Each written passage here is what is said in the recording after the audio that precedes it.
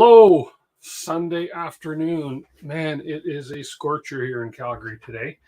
Not complaining, summertime is here, and welcome everybody to Doing It with DeWitt here on this wonderful afternoon. Fortunately, it's a little cooler in my basement. I was just out running to get myself a cool beverage for the show.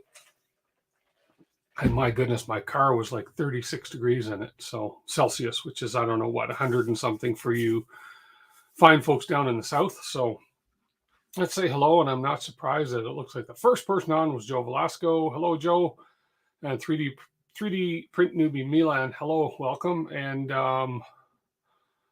who else do we have? Dave Gatton. Good evening. First time watching live. Well, thank you for coming and welcome. Welcome to the live broadcast. That's great that you're here.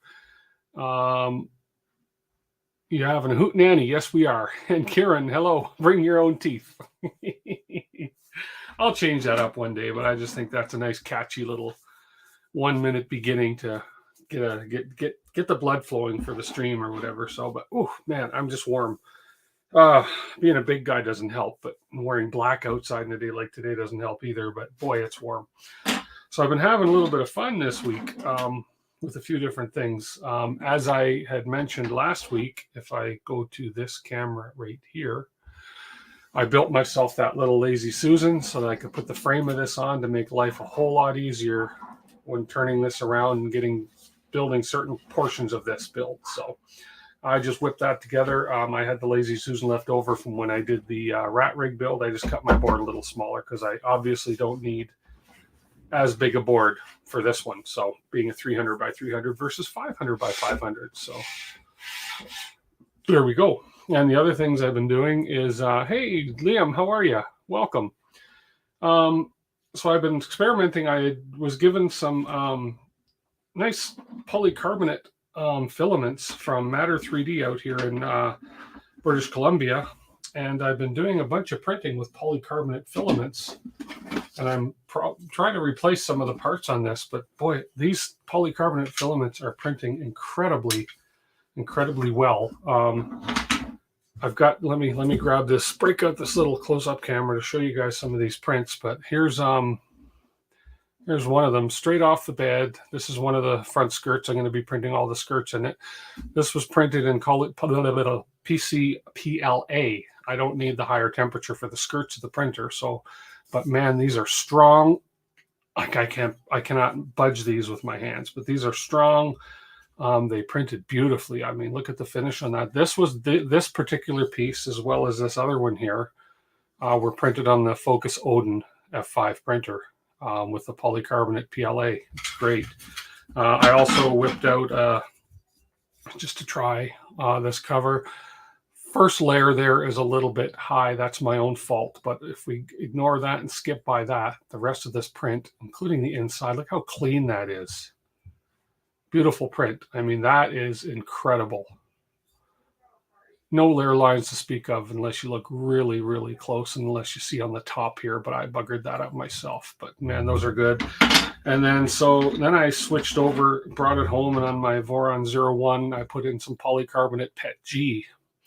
And this is the polycarbonate PET G prints that I'm getting off of that. I mean, that's clean right off the bed, just like that. You can see I got a little different bed surface there.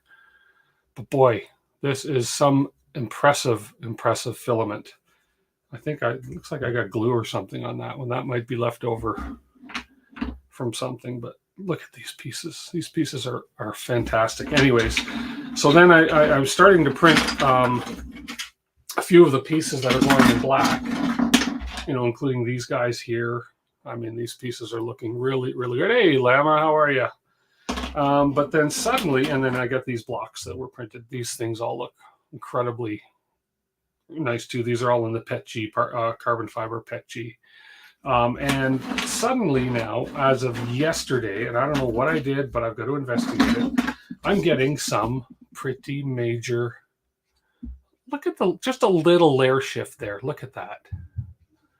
So that was a little bit of a layer shift happening on that one. So I thought, okay, well, that was a little close to the edge of the bed.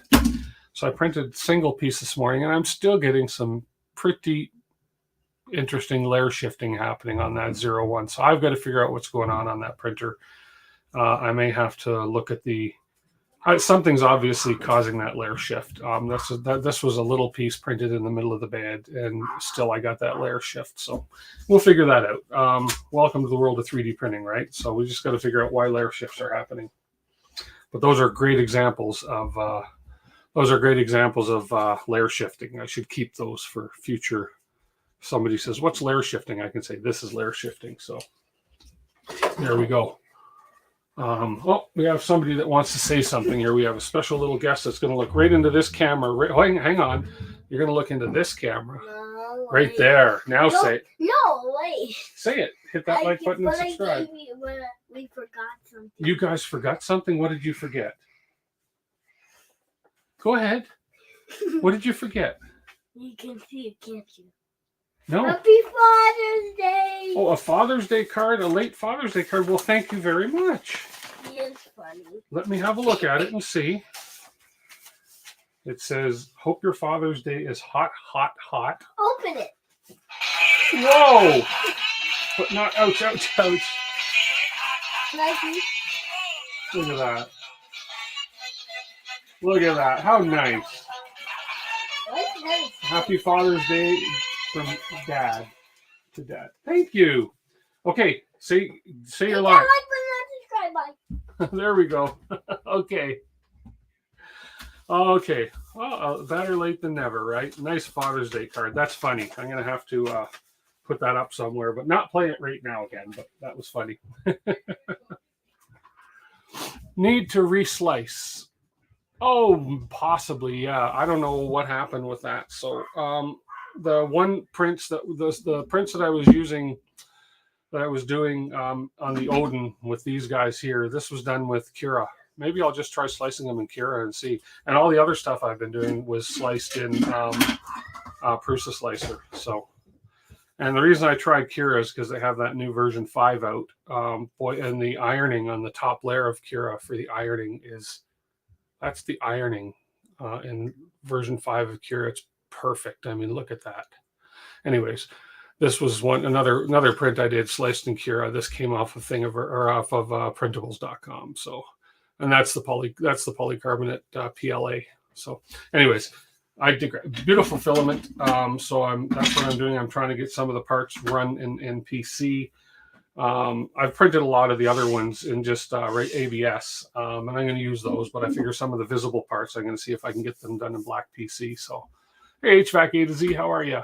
So, that is a great card, isn't it, Kieran? Whew, it's hot in here. It's starting to get hot. It's not as hot as outside, but boy, I should be drinking water instead of Coke Zero, but anything cold. Really, I should get some water after. Honey, if you're watching, bring me some water. No, I don't think she is right now. So anyways, where we left off last time, let me share my screen here, display 1. So last time we left off, we had done we're doing the Z drives, and part of the Z drives was getting the linear rails all done. So we lubed up all the linear rails, cleaned them and lubed them up, and we put all our linear rails in place. And this is kind of where we're at right here. And our next step was to install the deck panel right here. So without further ado, and keep wiping the sweat off my brow. Let's get to it. Yes, you are, but no, you're not going to bring me water. Okay, fair enough. That's direct and to the point. Okay. So I believe I've got it here. Last week I had the panels. They were still in the box. This week I can't even see me on any of these screens. So let me go ahead with this camera right here, for instance, and I'm going to put myself up. I don't know if I can put myself up on the screen over here. Let me see. There I am. And I'll just move myself right over here. And it looks like I got to up another frame or two. There we are. So I'll put myself up in this corner. How's that? That works for me. So we have this panel. I've unpackaged all my panels now, and all I got to do is pull the paper off of them. So this is the panel here that we're looking for to go on the bottom of that. So let's go ahead and peel this off. Hey, Joe Velasco, Mrs. DeWitt. Hello, Mrs. DeWitt. Yes. Everybody say hello to Maria. Oh, she's not home. Oh, she's watching and she's not home. Okay, that's why she can't bring me water. That's fine. I'll go with my cold Coke Zero for now, but I think the water is going to be more thirst quenching. So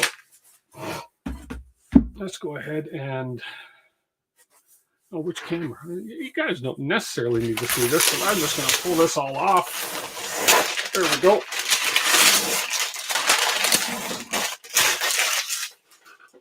Nice black bottom panels.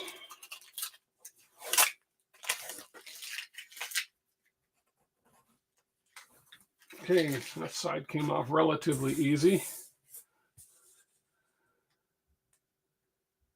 Who makes the PC PLA?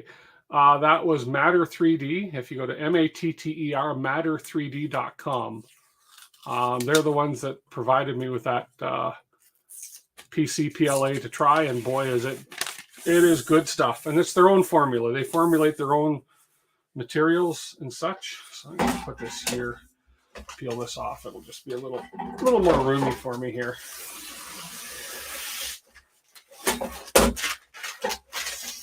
Yeah, they're a local.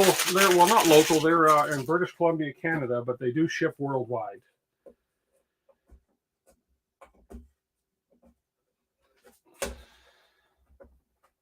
And I have the Focus that I ran that on, the Focus Odin F5 printer. That's downtown at my office, so it's currently, well, not currently. I left it on Friday running some more of the skirt parts for the for this printer.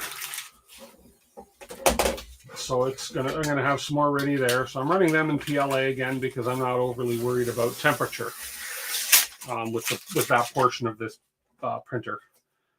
And they're going to look really good. So we're going to have some matte black. We're going to have some glossy black with the ABS for the hot parts. And we're going to have some, of course, gold is our accent color. So hopefully it looks pretty good when all is said and done. Let me just get this. Hey, how are you, Matt? Tactile.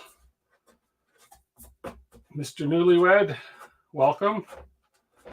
And listen, everybody down at Murph, I'm so jealous. I've been watching a bit of Dan's live stream down at Murph, and looks like not a bad turnout. I saw quite a few empty tables, but I think for overall, I think it was a pretty good turnout so far, and I think they're still going on today, if I'm not mistaken. So, and there we go. Okay. So that panel is all peeled off. Now I need to turn the frame over. So we're going to turn the frame upside down. There we go. And I think, yeah, the overhead camera is okay. Maybe I got to raise it up a little bit higher to get that in the whole frame. Oh, you were at Murph yesterday. That's right, Liam. Okay, I don't think it matters at this point in time. Let me see if I can get this camera up a little higher. Okay, come on. That's going to probably be about it. Oh, I can go higher. I just need to, there we go. Oh, there we go. That's a little bit higher. And I think at this point in time, I don't need to worry about which is front and which is back. Oh, so you guys were at Murph. I wish I was closer and I could go. Okay, so we're going to pop these down here now, but apparently I have to first, according to these instructions, I need some M5 T-nuts. Where did I put all my hardware? Oh, right over here. Oh, there's all my hardware. Is this the same camera angle twice? Why is that? Hang on. That's not supposed to be the same camera angle twice. This bottom left one is supposed to be... Okay, hang on one sec, guys. Sorry about that. As I say, I didn't do much setup today because so is this video captured? Is this the one? Okay. Okay, sorry. Which camera? I'm looking for this camera right here. Right here. That's the camera I'm looking for. And for some reason, why is it not showing up on my bottom left screen there? Let me see if I can add my video capture device. And that's the ELP, and okay, there we go. That's the camera I wanted down there.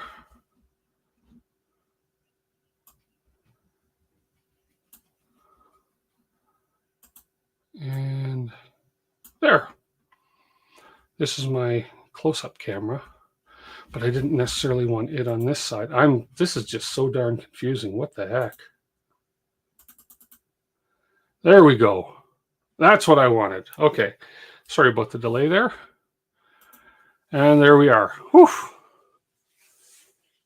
Oh, did you ever give him some pens? You didn't give me any pens. Okay, let's lay out some of our hardware here. Very unprofessional of me with the camera work, but hey, too bad. Hammerhead, T-nuts. Okay, there we go. Lay out, whoa, just spill all these T-nuts. Go, feel free to spill all your T-nuts, Tim. Well, my initial is T, and these are nuts.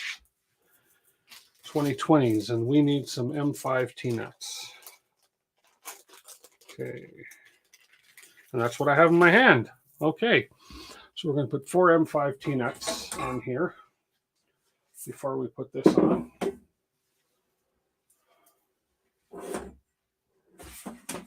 Okay.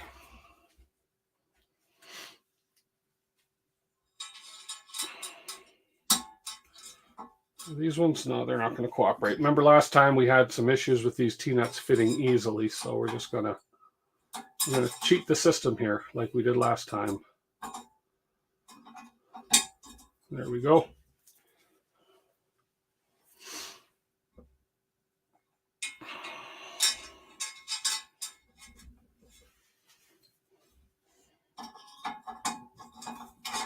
There we go. Oh. Finally, we get a scorcher of a day today. And I'm complaining that it's too hot. Ah, well. I believe it's going to be a hot summer overall anyways. Okay, so there's our 4 T-nuts in there. Okay, and then we need to notch in the back. It's easier working with gravity than against it. Make sure the rail carriages are secure before doing so. Yeah, okay. They just wanted to make sure that these things were, they wanted me to make sure that the linear rail carriages were not going to fall off. And they won't because I left those plugs in there. Okay, now I need to line up my T-nuts. Let's see, notch to the back. And we're putting, looks like we're going to attach the DIN rails on top of them using some M5x10s button heads. So I need to align the T-nuts with a hole in this. So the easiest way I think for this is going to be to slide that down like this. And then that's lined up. That's sort of in the middle. And then over here,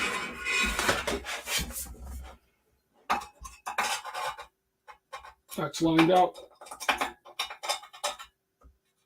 And there we go. Okay.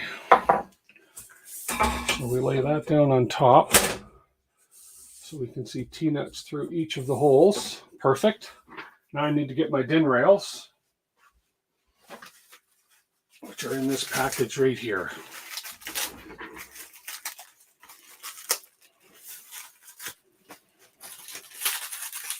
Which are saran wrapped, really good. Here we go.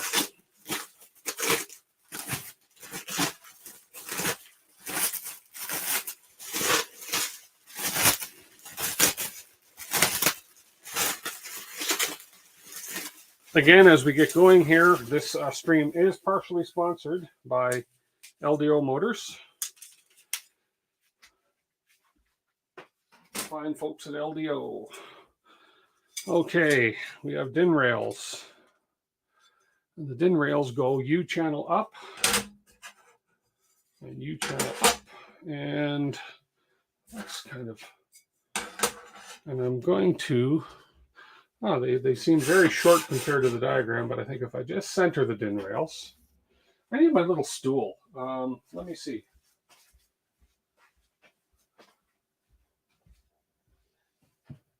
There we go. We need my step stool because I'm just a shorty. There we go. Now I can see what's going on up here. So that looks about right there. But I'm going to read to make sure this is what I am to do. It looks like one of my, it isn't quite lined up. There we go. So I'm not going to make any assumptions, but I'm going to guess that I'm going to center these top and bottom since they are not the full length. Okay, position the T-nuts so they're directly below the 4 holes in the deck panel, which I've done. If the slots in the rails do not line up with the T-nut, you can shorten the DIN rails by a few millimeters. Well, these DIN rails are short by several millimeters, so we're okay. And we're going to attach it with some M5 by 10s. Let me find some M5 by 10s here. Okay. I should have been a little more pre-prepared, had all these laid out, but I didn't. So there's some M5 by 10s. We're going to use 4 of them. And again, I believe this is the 2.5 millimeter wrench. No, it's a 3 millimeter hex key. Okay, and we are going to attach these like so.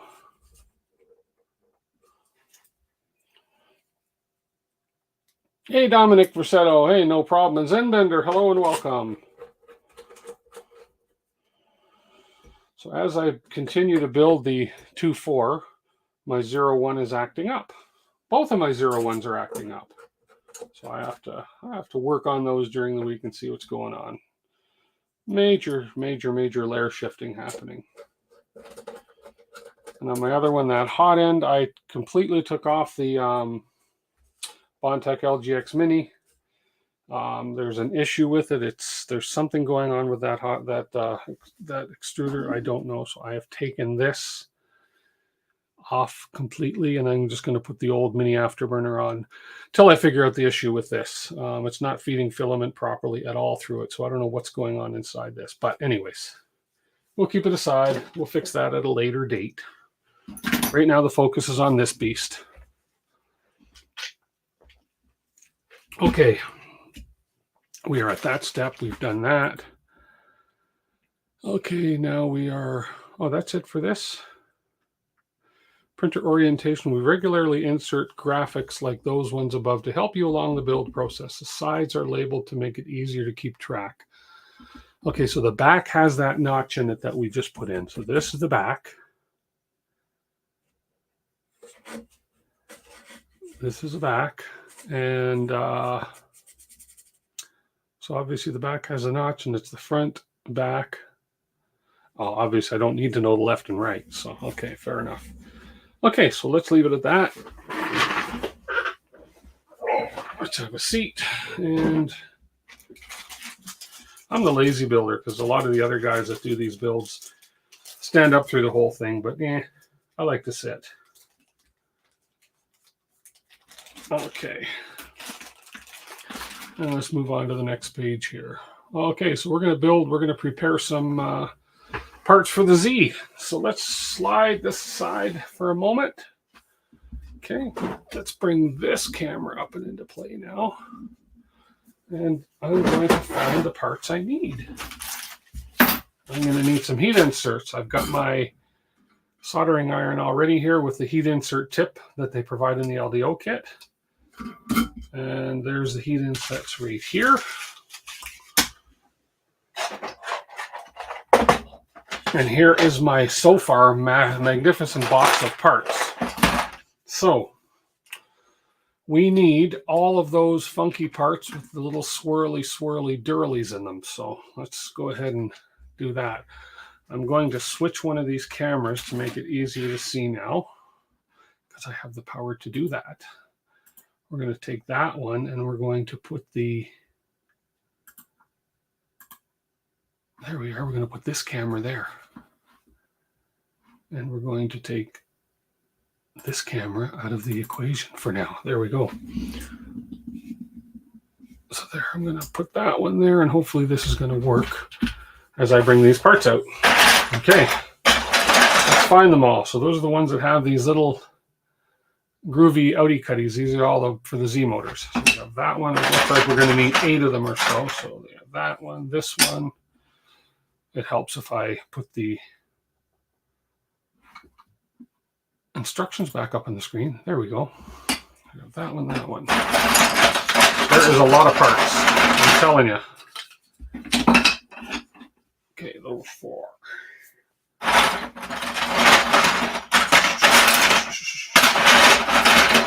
Another one. There should be 8 altogether because there's 2. Oh, it should be 8. Yeah, 8 of them all together. Here's that one. 1, 2, 3, 4, 5, 6, 7. One more small piece.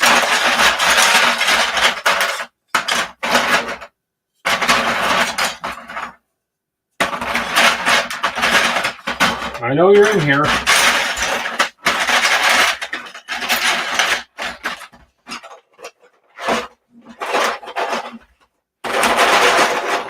There you are. There we are. There's those 8 pieces. Let me actually should turn this on to warm it up. We're going to do some heat inserts. Okay. Think I can have bow top 90 degree out of position. What do I have out of position?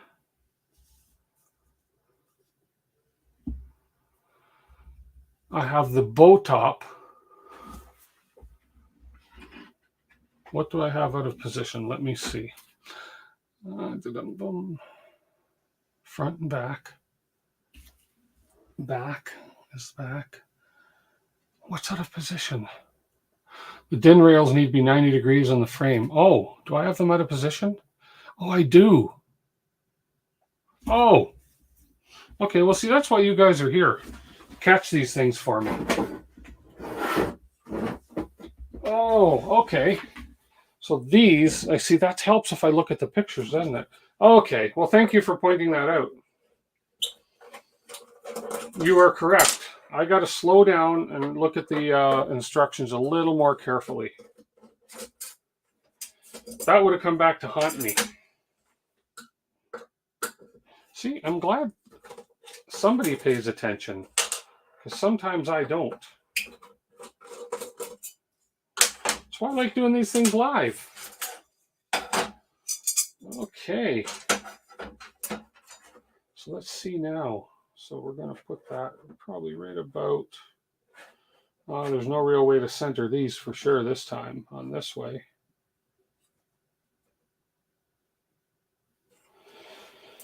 Okay, so we want to put these in the middle of these holes, or they're close there for. There we go. Thank you for pointing that out.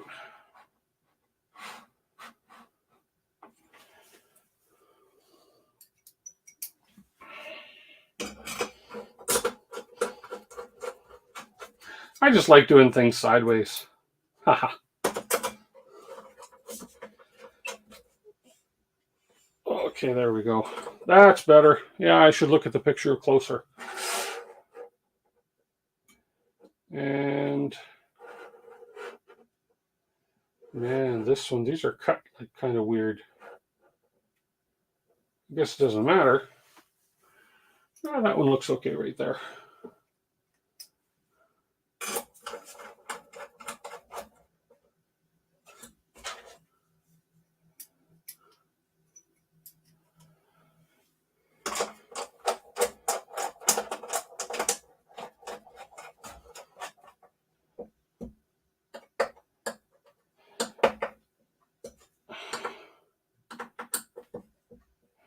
I was also reading somewhere, and for those of you that have built one of these before,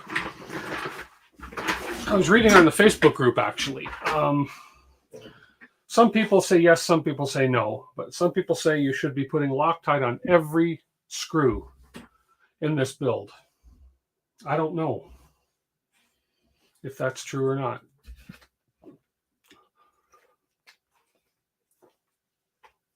Oh, okay. Need is relative. You don't have DIN rails.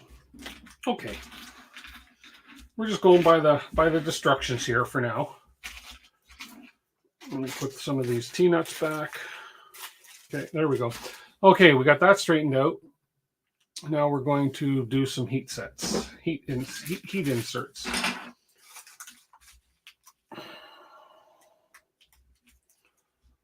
Loctite only on grub screws. Yeah, and I was reading some people say, put Loctite on every one of your screws because they'll vibrate loose. Well, I don't know. I'm going by the instructions and by the folks that are on my feed. Facebook group is the worst. I've read some stuff on there that's quite questionable. I've seen some of the kits they're getting on there that are quite questionable. So, okay, so we need 6 on the back of each of these, and then 2 on the sides of these, and 1 on the other ones. So let's do a whole bunch of heat insets here, shall we? Actually, let's just get some of these sort of put in place first. Here, let me make this camera a little higher. There we go.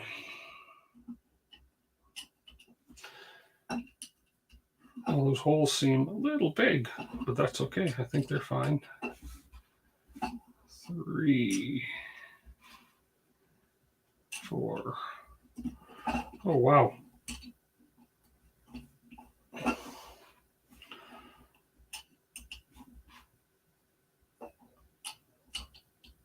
Okay, these things seem... I just got to... There we go. Okay, they sit in... They're sinking into the bottom one.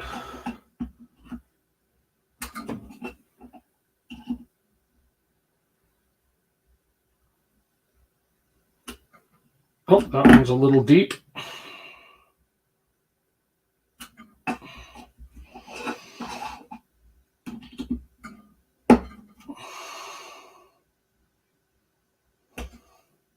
Oops.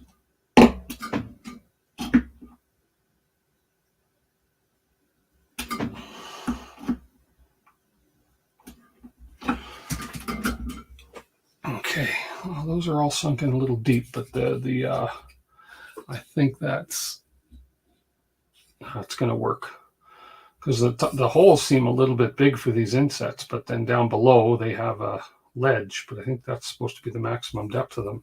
Oh, well, we'll see. Yeah, these heat sinks seem a little big or a little small for the holes that are in these pieces, but well, they're going in, which is the main thing, and they're staying in, so we'll see. It's different than the 01, that's all. Only need on most places it won't hurt, but there are places it will hurt to use, like on a screw that threads into a printed part. Yeah, no, I'm from what I've understood reading through the instructions, it's only on the grub screws. And if the last LDO kit was any indication, there's going to be they're going to be pre-treated anyways, the screws that need the Loctite. So we'll see. Trying to get this as parallel as possible. Perpendicular. Perpendicular, I think, is the right word. Perpendicular, level.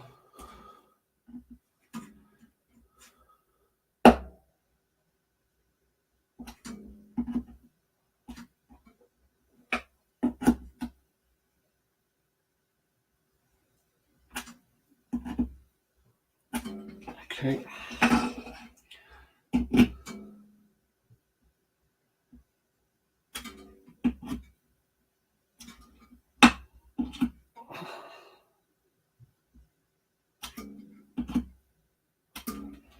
Geez, these holes, just wonder if that's, oh, they're going to have to be right.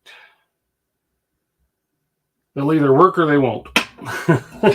And they just seem to be going in a little bit, as I say, these holes seem quite big. I wonder if these are the wrong size heat insets that they've sent me. I don't know. They're M3. Anyways, we're going to trust the system.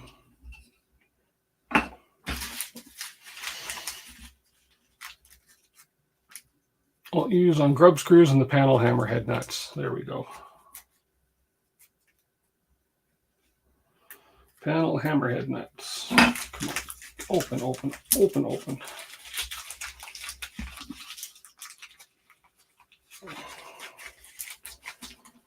Jeez.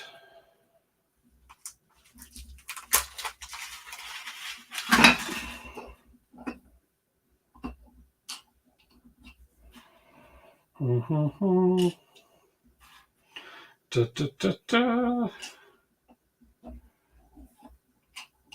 Okay. Gotta love the smell of melting ABS as you put in heat insets.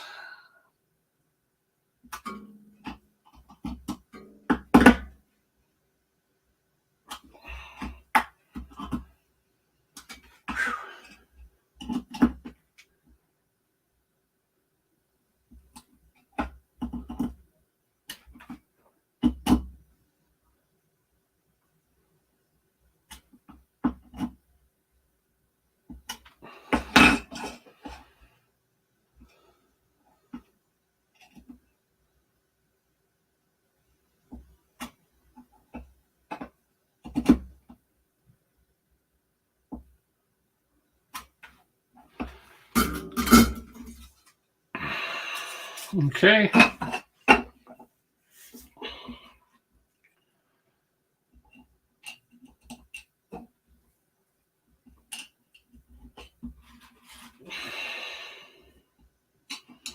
These are the exciting parts that are fun to watch because there's potential for burnage.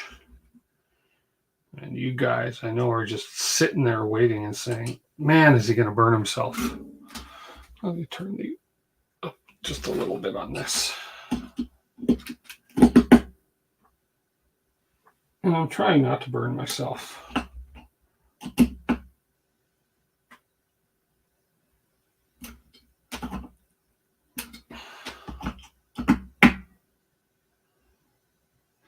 But I swear these, I'll have to look into it, but these insets I think are too small. Although they're M3s, so I guess, because I'm having to put them in deeper than I would think in order to get any grip on them. Because the initial hole seems bigger than the ones that, because these were the same inserts that were used in the 01 build. But as I say, if they work, they work. The holes, I believe, go right through anyway, so it's not like the threads are going to bottom out. Okay, and then on this, then there was two on the side of each here, right here and here. Make sure I get the right side. It's the two that are on this side. I'm just going to skip ahead a page. No, that's about right. So it's going to be these two.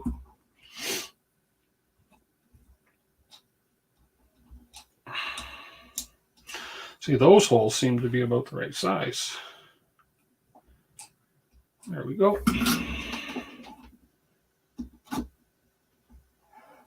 Whoa, that sunk fast.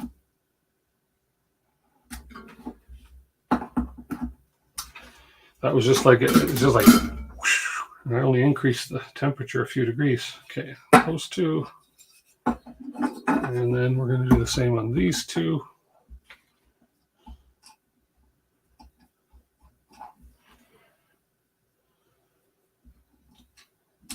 Okay.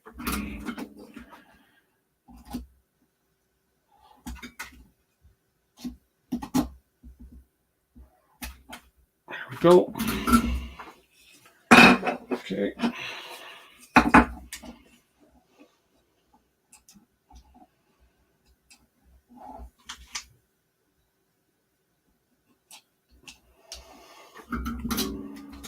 Hey, apprentice, no problem at all. You're here.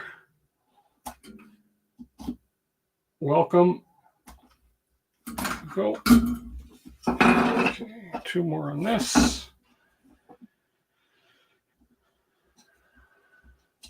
Put them in the right way, it helps.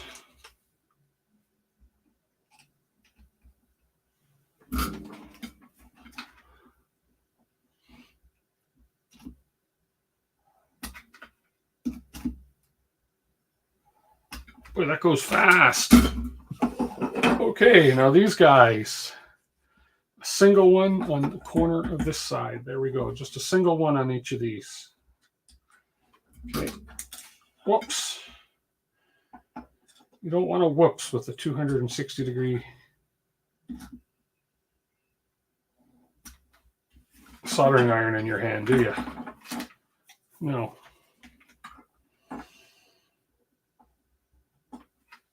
Okay.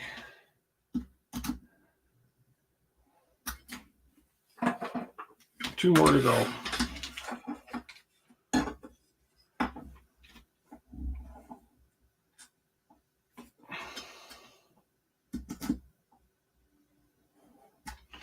Now, not to jinx myself, but one more to go and I haven't burned myself yet. Did I just jinx myself?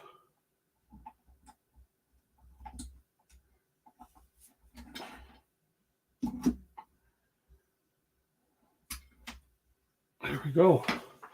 Soldering iron off. No burns. Woohoo! 13 watching, 3 likes. That's no good. No! I see 17 watching, but I'm on the Twitches as well. Hit that like button, guys. Doing my best to keep you entertained here. If it'll help, if I burn myself, will it get me more likes? I don't know. I'm not willing to try. Okay, now we need to grab our belt drive assembly. Okay, so we're going to look for some parts here now. I believe I've got to open another box. Let me find that. Let me look. Stealth burner upgrade kit. Motion. Maybe that's in my motion.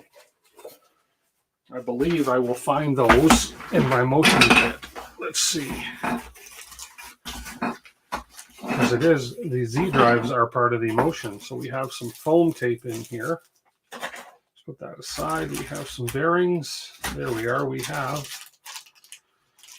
our pulleys, 4 pieces, which we're going to need, 1 for each Z drive. G2 20T 9mm pulley. And this is a, this 16 teeth, that's a 20 teeth. So that's not the right pulley for this one. Okay, we have these 5x60mm shafts. That's what we need there.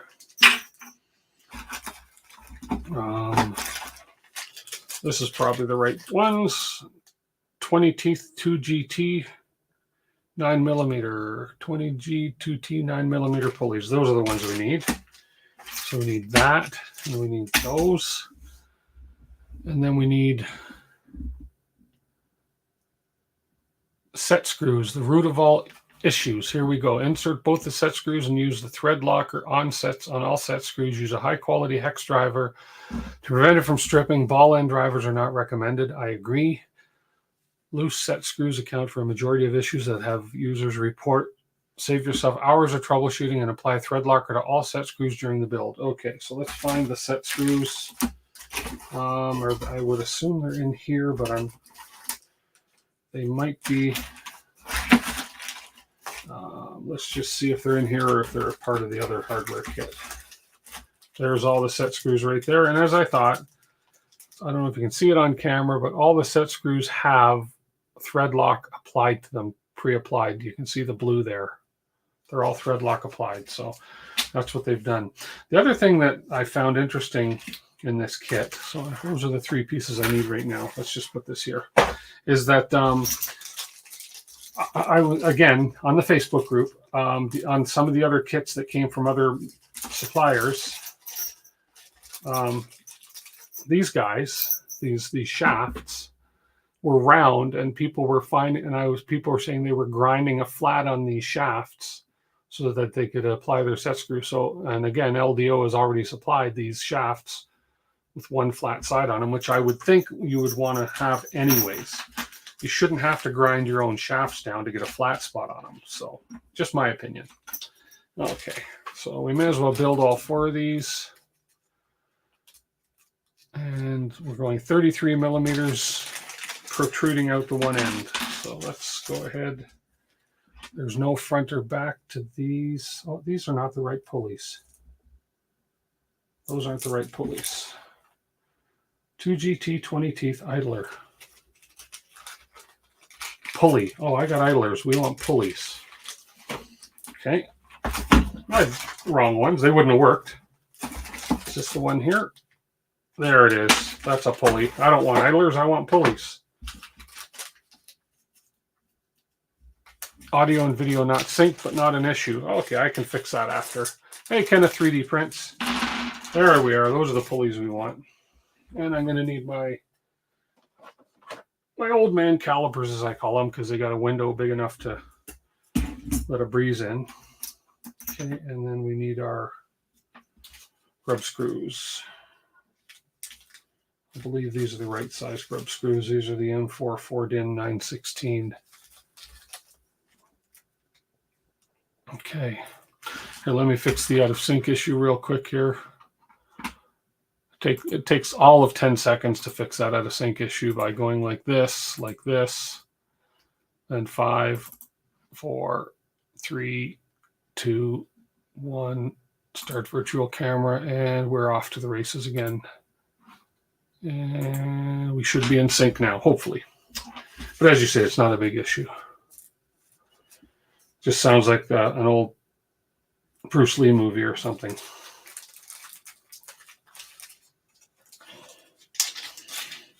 Okay, so we're going to need 4, 6, 8 grub screws for this. 7 and 8. And yeah, they're pre-treated with Loctite, so I'm not going to bother putting any more Loctite on them. I got Loctite, but these are all pre-treated. Another nice touch from LDO. So let's actually get these grub screws started on all these. I think that's going to be a 2 millimeter. Oh yeah, where's my 2 millimeter? 2.5, 1.5, 3, sure. I'm missing my 2 millimeter somewhere. Where did I put you? Because I don't want to use. Oh, right here. There we go. Don't want to use the ball end, of course. Yeah, and you can feel that Loctite sticking in there. Good.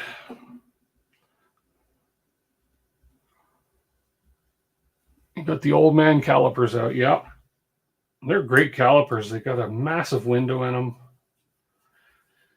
The only calipers I've ever bought or used. See, this doesn't seem to be gripping with the Loctite. So I'm going to put a little more Loctite on that one. Where did I put my Loctite? Right here. If it doesn't grip, I'm going to put a little bit more on. I've got it, so why not use it? And I think it said I've got like 10 minutes to set it. I guess you got to cut it open if it's brand new.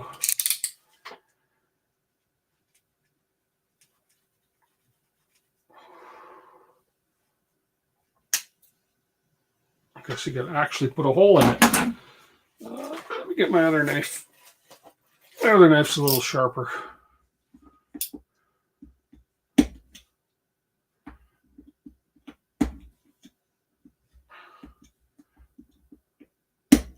Whoa, there we go. Okay, where are my rags? Loctite explosion. Is this stuff toxic on skin? We'll find out in a week or two. Oh, it smells. Woo. There we go.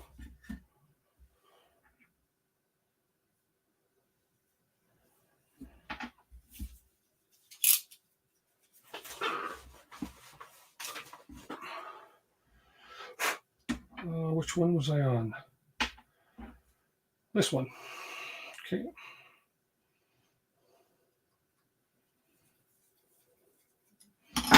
Okay, let's put this in here. Let's snuggle up the one on the flat. Not too much though. And we need 30 millimeters. 33 millimeters, sorry. 33. 33, come on.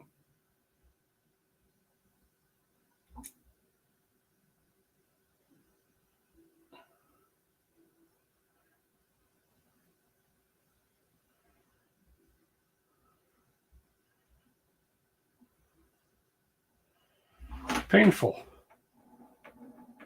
Probably don't have to be, I mean, 1/10 of a millimeter is probably not going to make a difference, but I'm kind of anal that way where I want to get right there, 33, right on the nose. So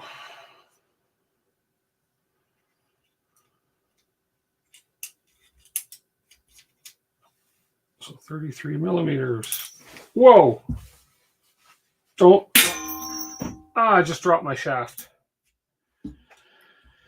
I can't believe I dropped my shaft.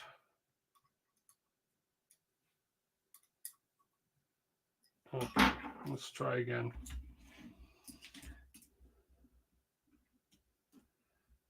Right there. There we go.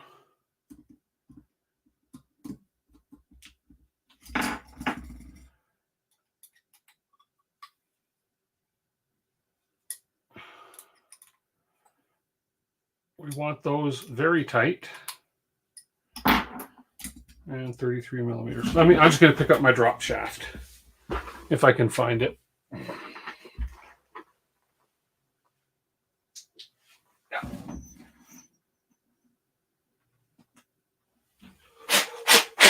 There we go.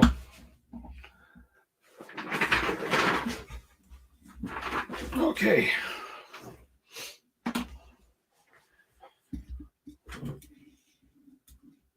Okay, 33, one done.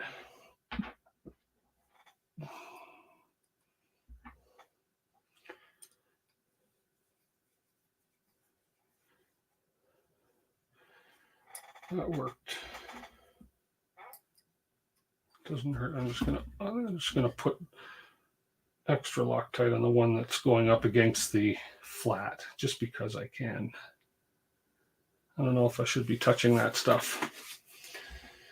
Oh well, I have touched a lot worse in my lifetime.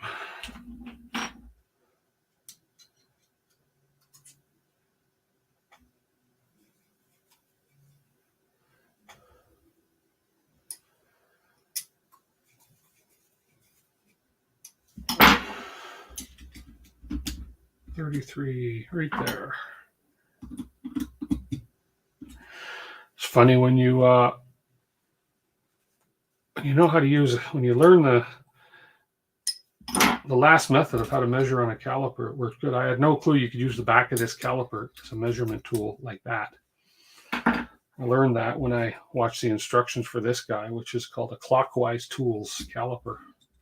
So, which just goes to show you're never too old to learn anything. You can teach an old dog new tricks sometimes.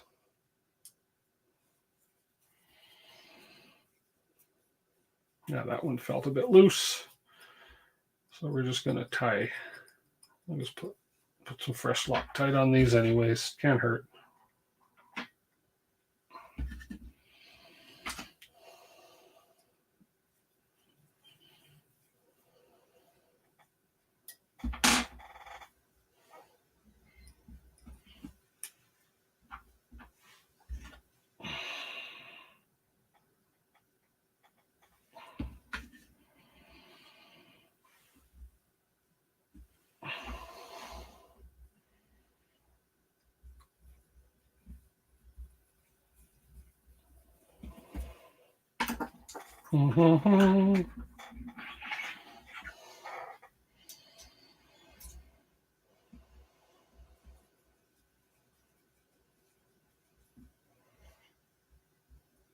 Making sure to hit a flat for sure.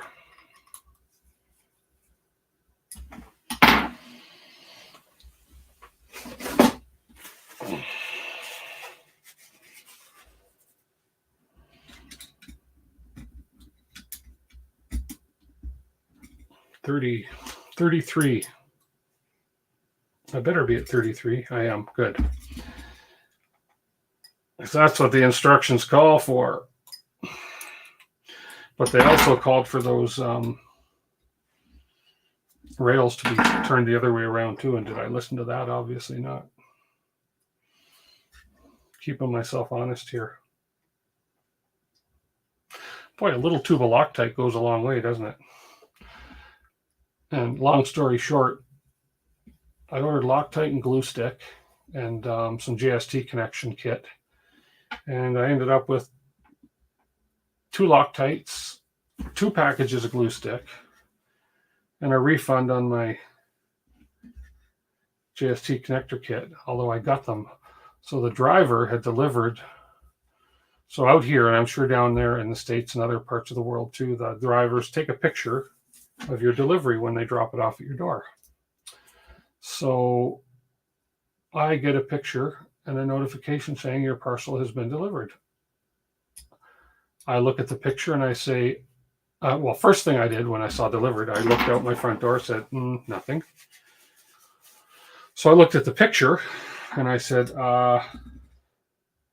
that's not my house. That's not my front door.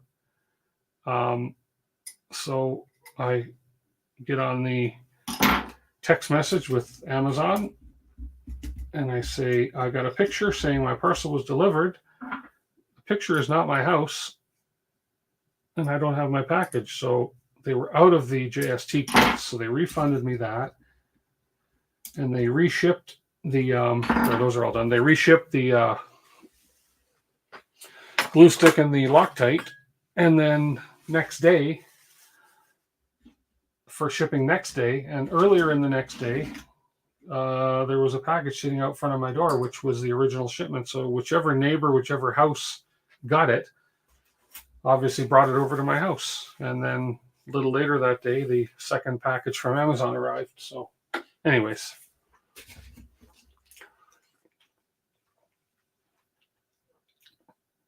Wow, yeah. It's crazy. So anyway, so I didn't bother calling.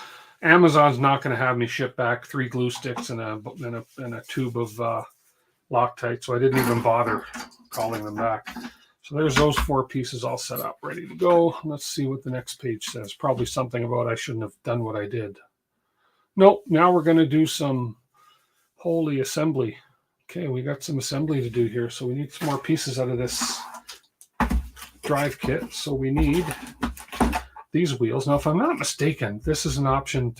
They have files to print these things, but these are made of, these look like aluminum or whatever they're made of. Anyways, I wouldn't want to print these things. They look like they need to be pretty precise. So we need 4 of those. Okay, we have those. Then we need, that's the G28 80-tooth pulley. We need some 625 bearings, which is probably these ones. No, these are 695 bearings. This says 625 bearings. This is a 625 bearing right there. Okay. Then we need M5 shims. Those shims we saw. Are they in here? Let's see. Everything else was in here. No. So I'm going to guess then that the shims, okay, are these M5 shims that were in this package here, which are right here. M5 shims, precision spacers, 1 millimeter. There we go. So we got those. We got our bearings and 625 bearings, M5 shims. And looks like that's all we need. And some more set screws. Grub screws. They look longer in the picture. If you look at the bottom left image, they look like long ones, but I think they're all the same size grub screw. Because there are no other grub screws in the kit. No, so it's going to be those ones. Okay. Okay, this is where we get some fancy schmancy stuff going here. Okay, so we need, let's do one at a time so I don't confuse myself here. Oh, they're still called for on the Voron M4 extruder and the Enraged Rabbit carrot feeder. Ah, okay.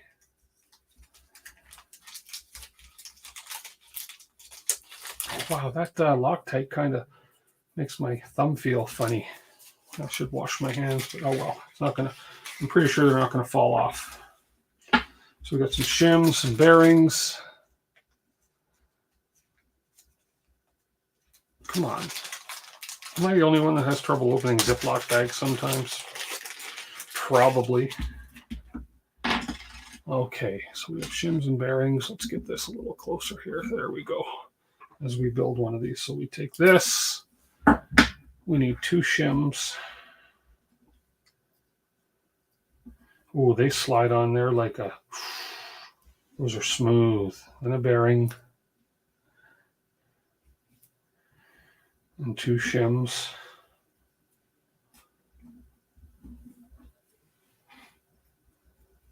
Okay, 2 shims, bearing. Then we slide in here. Like that. Okay. Now we need a grub screw.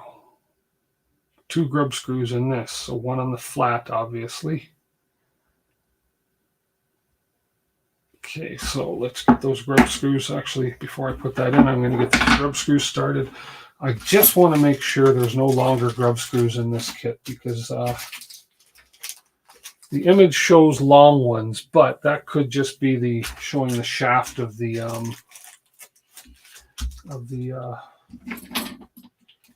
you know what I mean.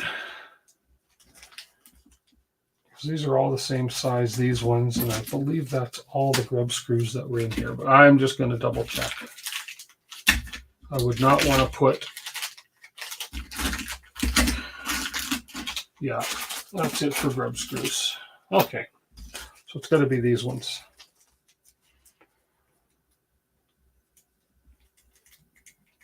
Come on.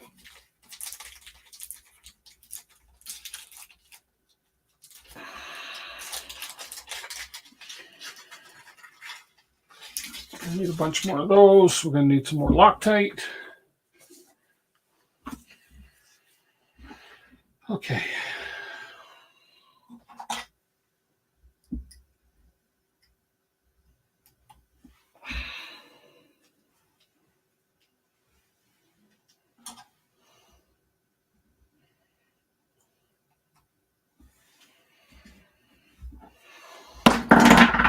Don't drop the parts.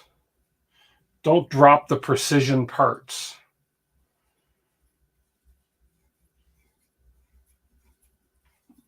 Okay, let's get these grub screws in. So I see it. Come on, poke through, poke through. There we go, and back you off a hair. All the Loctite's getting into all the threads prior to where it's got to tighten, but I think that's all right.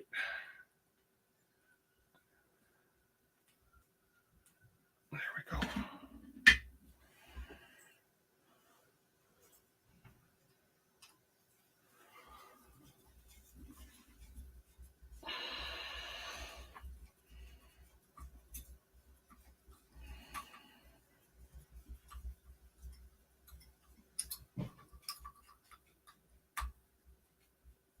Okay, there we go. Now, put this, oops, one that I already pre-did, we'll put that in.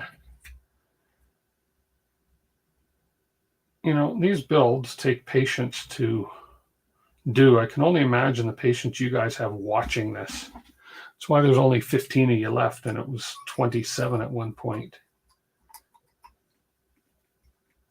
Okay, so we will lock that one in. And that's on the flat. Yes, it is. And we'll lock that one in. Okay, there we go. And we have a bearing on the end. Okay, no spacer in between that and the bearing. Interesting. Okay, and then we have another bearing on the outside. And again, no spacers or shims between that. There we go. So we want to check our work. So according to the image, which goes this way, this looks right. So we have bearing, we have the gear, we have shim, bearing, shim, large gear, and a bearing. Looks right to me. Okay, so we'll do the other ones now. Okay.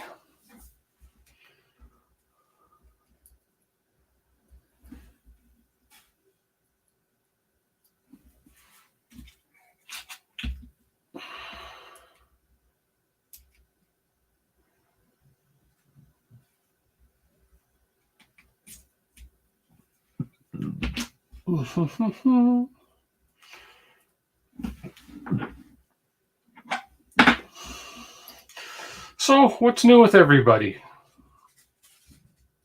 Since I don't have any music playing and there's some awkward silent moments going on, let's just see what's going on. So, those of you guys that were at Murph, was there a lot of empty tables at Murph? It looked like there was a fair bit of empty tables, but it could have just been because it was Friday night setup. And I saw a little bit of video from yesterday. And how was the attendance as far as visitors?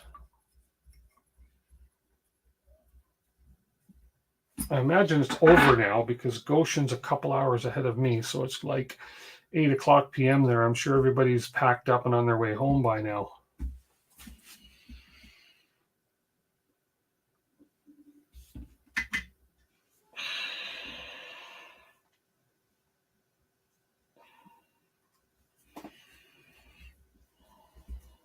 Not so many empty tables. Oh, good. That was probably just what I saw Friday as people were setting up.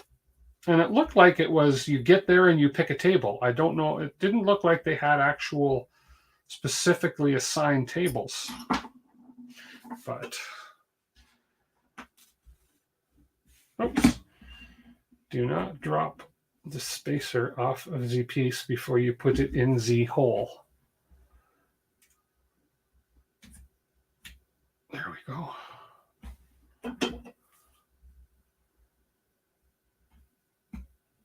Make sure I'm on the flat.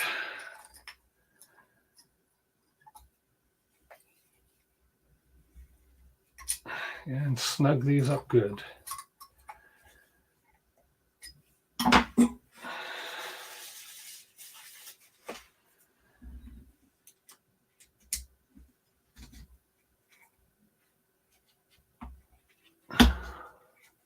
Busy after 10 a.m. Saturday, but crowds died off after 3 p.m. Okay, weird.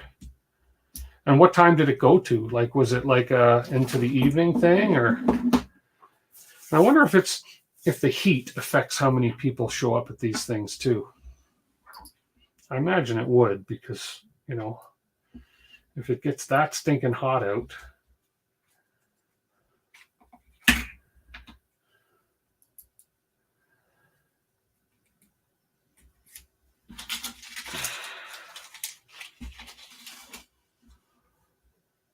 Nero was live streaming for a while yesterday from Murph. Okay, cool. Yeah, I saw his tweeter. It was either a tweet or a Facebook post of him heading down there. So pretty cool.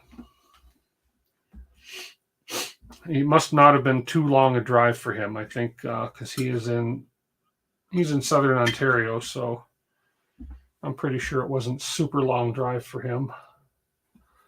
I really want to get down there next year to meet all you guys, meet all the makers that I talk to on a regular basis. So meet all my friends in person would be so great.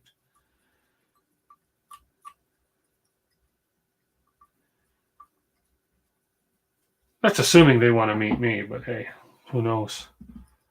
I'll go incognito. I'll just pretend I'm somebody else. There we go.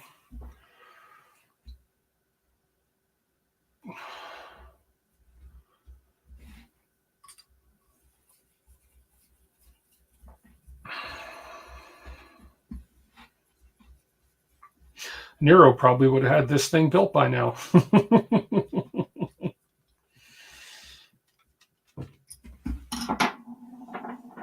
He could probably build this thing blindfolded.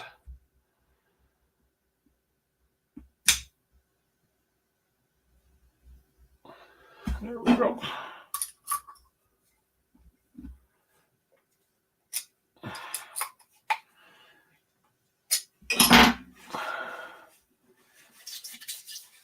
The jousting droids was supposed to happen in the evening yesterday. Oh, okay. Oh, I did see a picture. I think Sam Prentice posted a picture of the droids. He tweeted something out, or Facebooked. Yeah. Pretty cool. Would have liked to have been there. I'm telling you. Okay, 3 down. One more to go.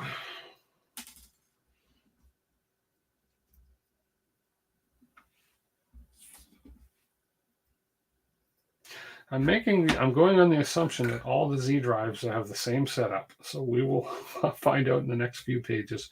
Because I know that from reading ahead in this manual, they talk about assembling this, and then they say, okay, now do the same for the other drives. This is being stubborn. Why is that not going in there so easy?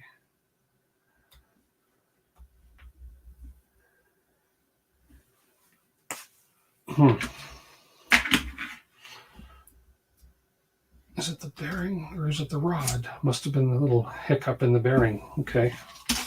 Whoops.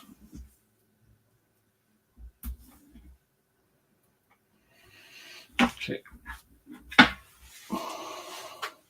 You depend on Uber. Oh, okay, yeah. I looked at it, and if I were to drive to Murph, sorry, Irf would be even worse. But if I were to drive to Murph, it was a craziness 25-hour drive. Now, at one point in time, that's not so bad. But with the price of gas these days, 25-hour drive, that's a lot of kilometers or miles, depending on where you're from. And that is an expensive trip gas-wise, and it's probably, I haven't looked at it, but probably a lot cheaper to fly. And 25 hours, that's 2 days on the road, basically. At 12 hours a day driving. And that's a lot of wasted time. So, yeah. I had to check and see, though.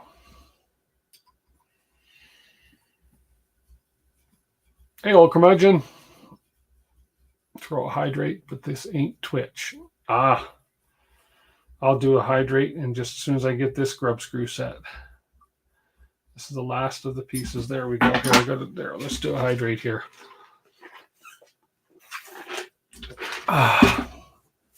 There we go. I should be hydrating with water. I'll drink some more water later. I'm going to have dinner after the stream anyways. I'm not really hungry tonight. I had lasagna for lunch. And I'll probably have lasagna for dinner oh no, I think I'll save that for my lunches at work this week. Maybe I'll just have a bowl of cereal for dinner. Some Honey Nut Cheerios or something. Nothing wrong with cereal for dinner once in a while. Okay, so that's these put together. Let's see if this is going to be something in. I got to check the inside of that bearing. It doesn't want to go in. I should put this one on the end here. That one's good. What's going on in this bearing? It looks fine. Okay, let's just see. As long as I can get it on there. There we go. It's on. Maybe it's on a bit too far, but I should be able to pull it apart a bit. Okay. Okay. That stage done. Let's just clean up my Loctite here. Okay. Try not to touch my mouth with my Loctite hands because I don't know if that would be very good for me. Might lock my mouth shut. Water will rust your pipes. Yes, it will. And I don't need those shaft bag. Don't need my shaft bag, and I don't need my bearing bag. Okay, we've got those all made. Now we need our belt loops. And then we're going to put some stuff in some stuff. Okay, belt loops. I don't think these were in here. Let me go find where those belt loops were. I think there's a box dedicated to belts. Electronics. Motors. Power supply. Cable kit. Belts, chains, and fans. There we go. Whoops. Trip over my stool. Almost had an accident. Belts, chains, and fans.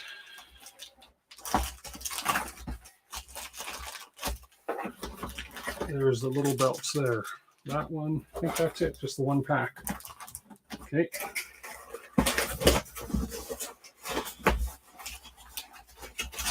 Put that aside.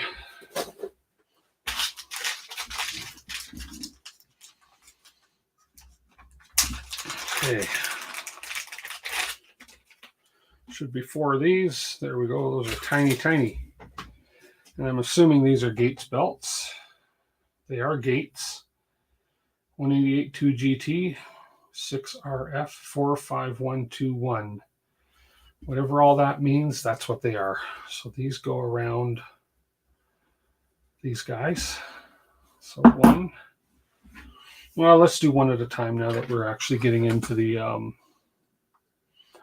Okay, so we need... not this one. I'm just going to go by the picture and we're going to mirror it later. So we need this one here. Okay, and this goes like this. Okay, so yeah, those bearings have got to move out a little bit. They're going to move themselves anyways. There we go.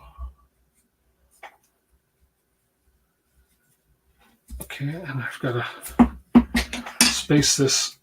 Oh, I put it on too far. Tell me I can get it off. What can I put in between there? Maybe just the thin blade of my knife.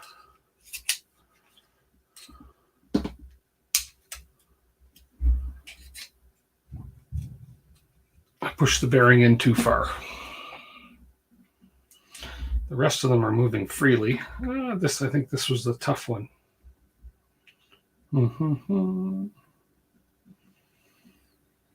Well, I could always, I gotta move that bearing out. So let me loosen off my grubs.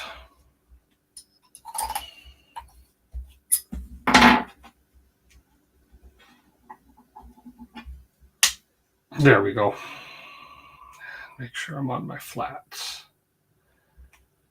And I'm on my flat.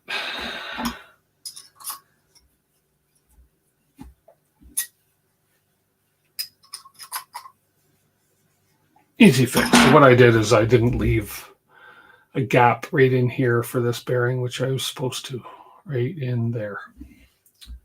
Okay. So this goes in here like this. Oh.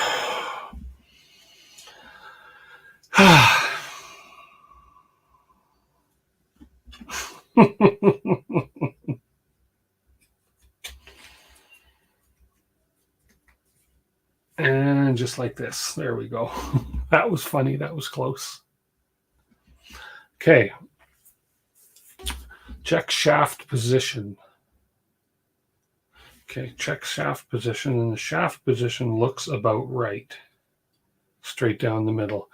Compare your assembled parts to the graphic shown here. So if I turn this over so it looks like the image there. There we go. I think I've got that about right. Looks good to me. Okay. Now we got to put the top on, and we're going to need some M3 by 40. Let me get the screws ready.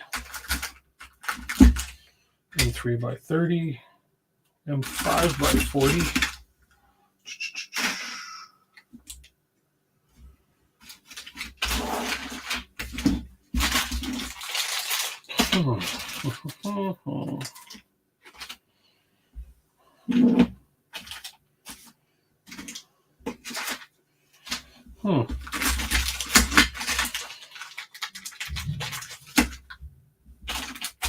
M3 by 40. I don't see M3 by 40s. Doesn't mean they're not here. Just means I don't see them. Right here. M3 by 40. See? Just because I don't see them doesn't mean they're not here. Okay, we need a bunch of those. Okay, so where's the top half of this one? This is going to be... Nope. That's going to be like that right there. Just like that. Okay. Oh, don't tell me.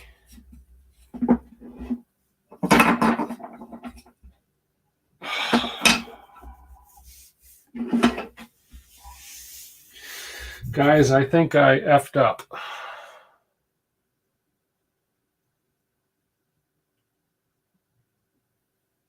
Oh, did I ever F up?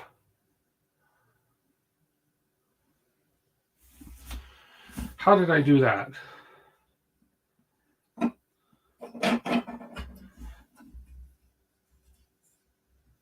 Oh, I gotta go back. I think I majorly effed up here. I think I have to reprint some parts. Okay, let me go back and look.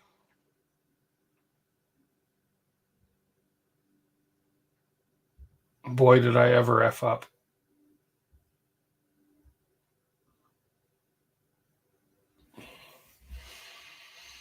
No, the manual didn't F up. I did. I put the heat sinks in the wrong spot. Damn it. I've got to reprint. I've got to reprint these parts here. I wasn't supposed to put heat sinks in there. And I was wondering why those holes were a bit big. That's for the head of the screws. So I have to reprint 4 parts. Unless I don't think I printed spares. Damn it. Well, you know, poop happens, right?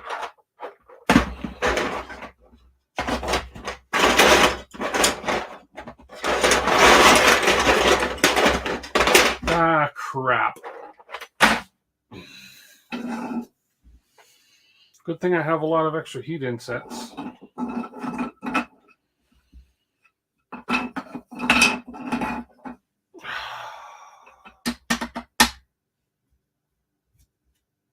Oh yeah, I'll take a deep breath. It's fine. I'm just mad at myself that, you know, like,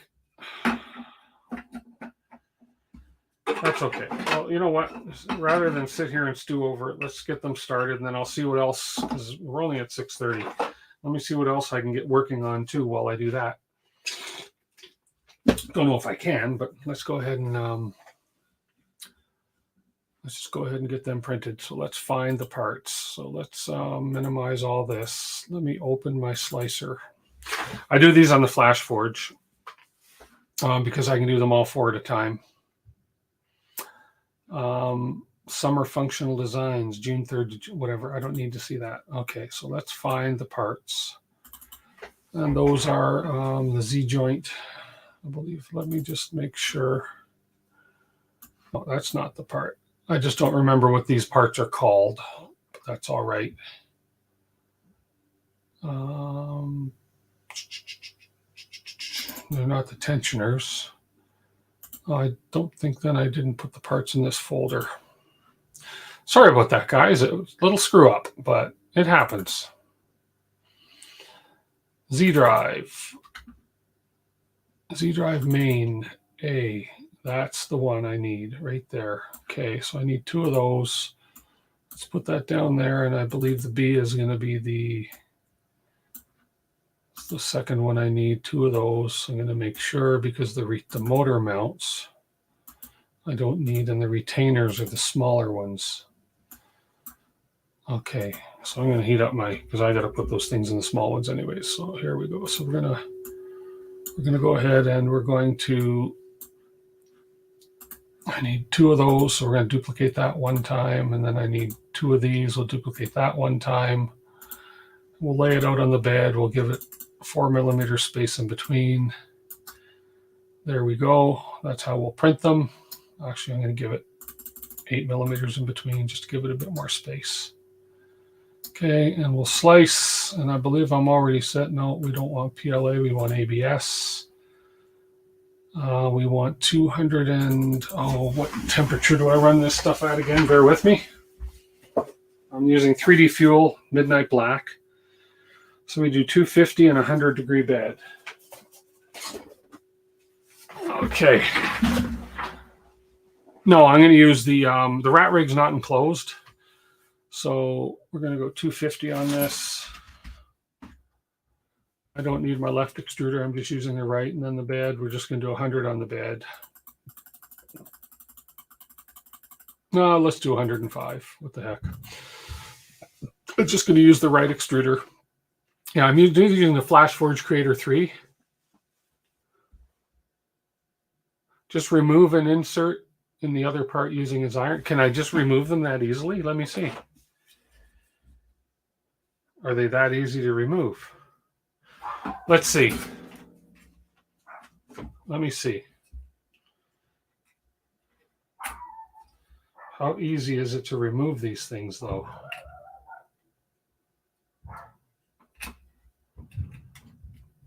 Well, okay, well, they get hot. They get hot if don't touch them after they're removed. Let's just see. It's not pretty, but it might not, as long as that's not seen, it should be okay. But it needs to, before I finish that, yeah, good point. Let me just see if I can still fit a screw down there. Ah, hell. That's why live is good, right? Oh, there we go. So the screw does still fit down there. And that's going to go through, and that's why the other one goes through. The heat inset goes there. Okay, I see what's going on. I see what I did. So that, well, the head of the screw fit, though. Let's see. Yeah, I suppose that might work. Let's see how well I can remove these. Actually, I think a good way to remove them might be put a screw in it from the other side, or at least do that, heat it, and then use that to push it up.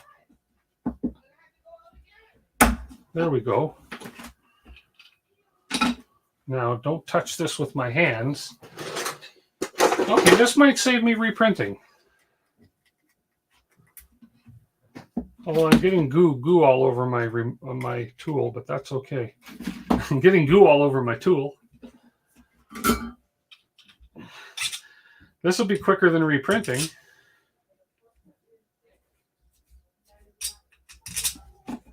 Okay, let's see. Pressure, heat. Oh. Nothing like a hot insert falling in your lap. Whew. Okay, this might work. This might work.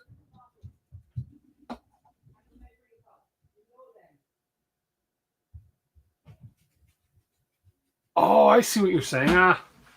If it doesn't fall in my lap, I could do that.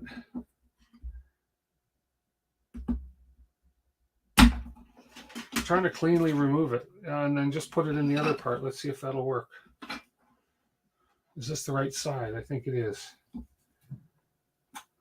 Oh, but it's filled with gunk.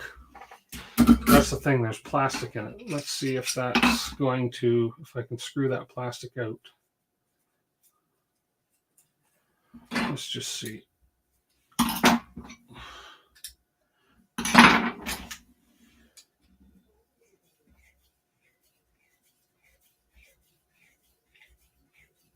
Oh, that one happened to work. I think I'm just going to use all new Let's see. Come on through. Come on through. Get that plastic out. There we go. There it is. Well, that worked, but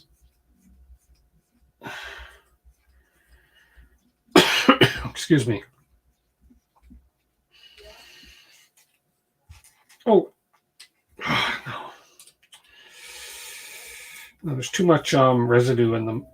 I'll just use new ones. I got tons of them. I still have lots left over from the 01 build too. Let's just get these out, and we'll just put new ones in.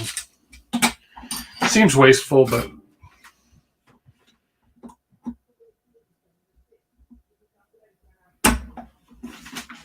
oh, don't fall in my lap.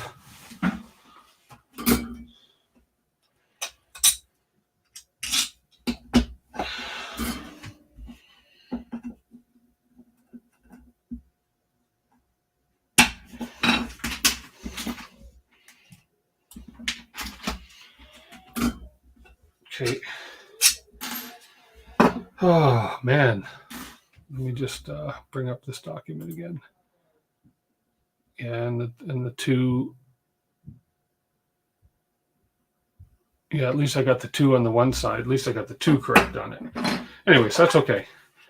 Slightly embarrassed that I made this mistake, but you know what? I think everybody's made a mistake now and then.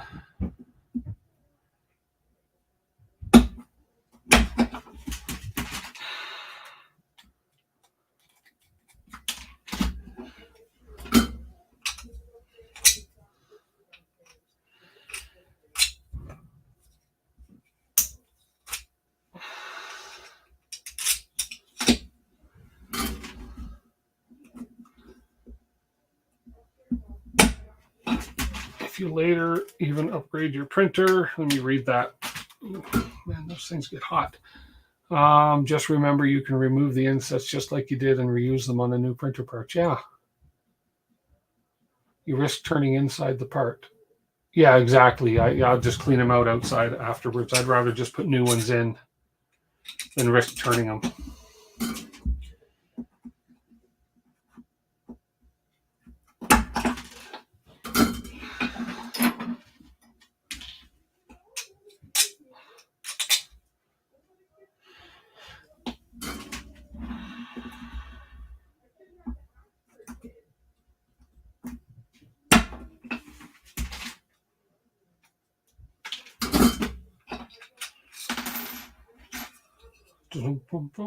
I just hope that I didn't go too deep for the heads of these now. And you know what I mean?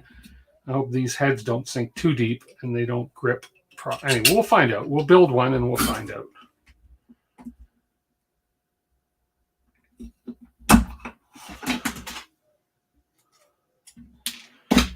Clean all these inserts out after they cool off. We'll see what they look like and if they're worth it. But I've got hundreds of these insets, these same size, so they're cheap.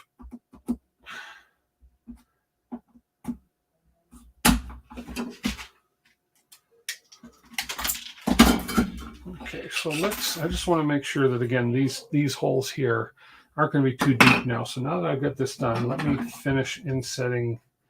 Where's the one I started here that I put in? This one, I think. Yeah. Let me just put some in this and we'll put one together and make sure it's going to work. That way I know for a fact that I don't have to reprint the parts. Hey, 3D Experiments, how you doing? Thanks for dropping in. Appreciate it. So I need five new ones. 1, 2, 3, 4, 5. Let's gather up these old ones. Hopefully they're all cooled off. Yes, they are. We'll just throw them in the bin here with the parts. Oh man, you know, and I even clued in myself when I said, boy, these holes are a bit big. And I should have clued in at that time that I should have stopped and said, hey, wait a minute. Double check your work here, Tim. Yeah, shake my head at that. That's okay. That's okay.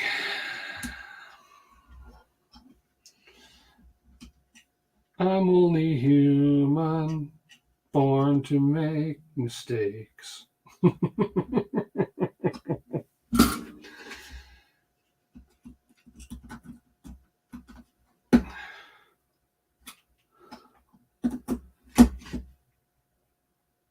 Of flesh and blood, I'm made. Human League.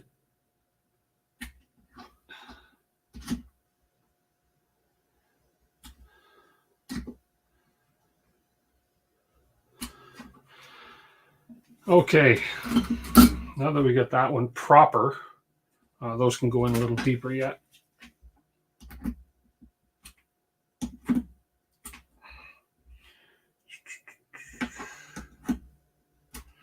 Okay, let's just go ahead and build one and see. Measure twice, print 5 times. Exactly, Liam, exactly. Okay, so we had this piece here. Oh, that's a mirrored one. Doesn't matter. It's still going to be. Oh no, we have this one here. That's fine. Oh no. Let's put the heat insets in the one I was working on. Got to put it in them all eventually, anyways. 1, 2, 3, 4, 5, 6. They give you 100 heat insets, anyways. It's like the last 2 kits had like 30 extra in each kit, so there's probably plenty to screw up like this. Oh, come on. Now I'm just nervous.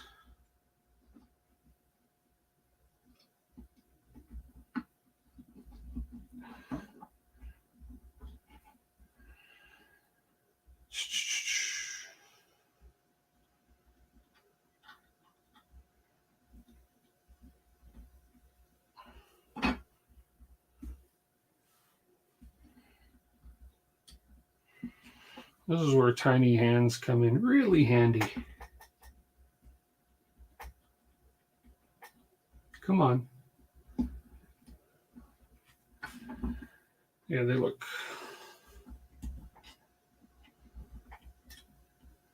Come on.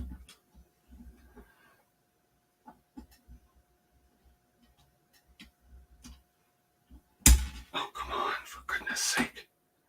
Shh, shh, shh, shh, shh, shh, shh.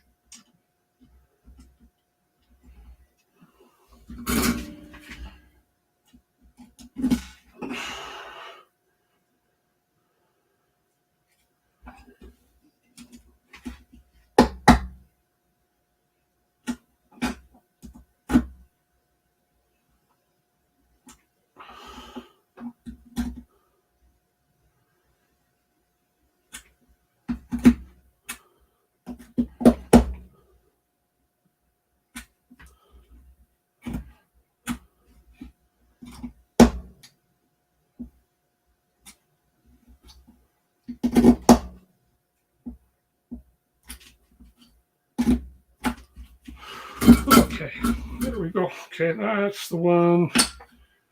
Put this back in. Just like so. And then we'll take the fixed one. There we go. Now, let's see.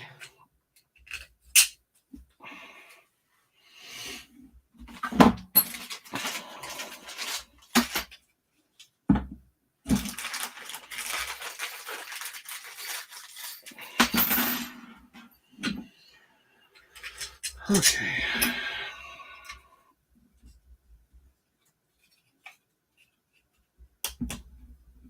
Come on. There we go.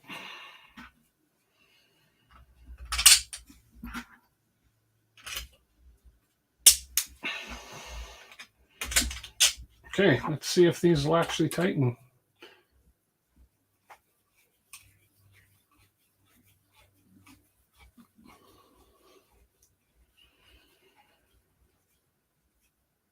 I think they're going to work.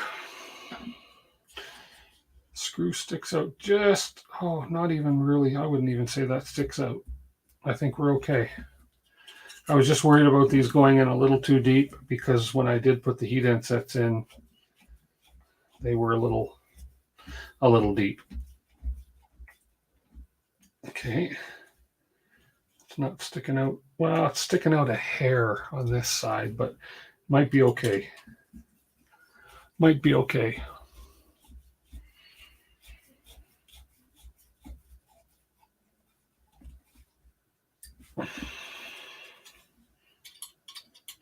Should pull my electric driver out for this, but hey, punish myself. I need the wrist workout. Okay.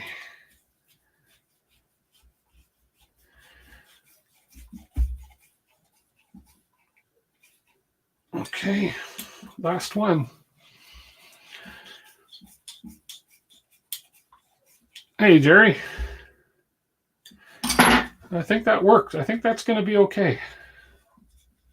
That's solid. We got lots of clearance on this, on the belt. I think that's going to be okay. Let's see what the next step is in finishing one of these off. Okay. I'll just finish the one of them off, then we'll work on the rest after. I turned my iron off, I did. Okay. Now we need a accent part.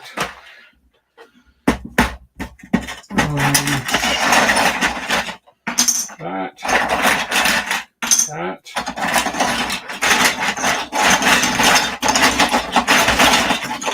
Three. And four of them. Okay.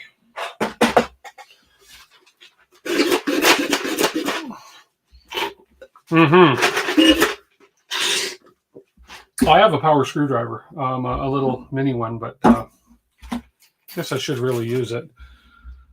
Okay, M3, so that's why there's 3 on there. I get it. Okay, so we're on this side.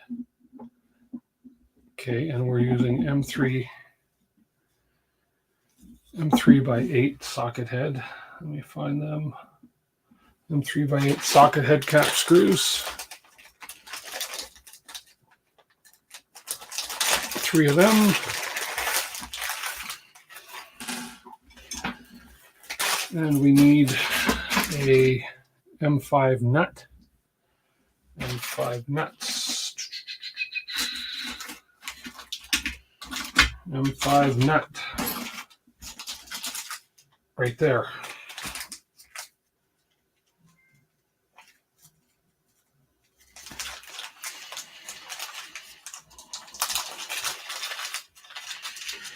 Let's do all 4 of them with these. So M5 nuts. Insert in here.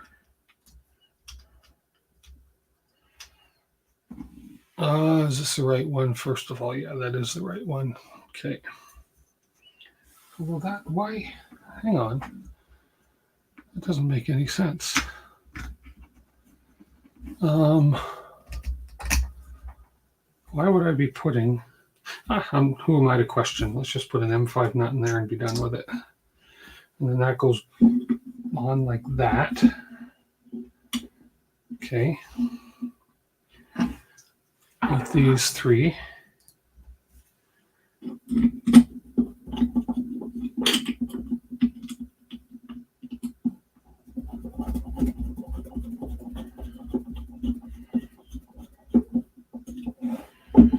Okay.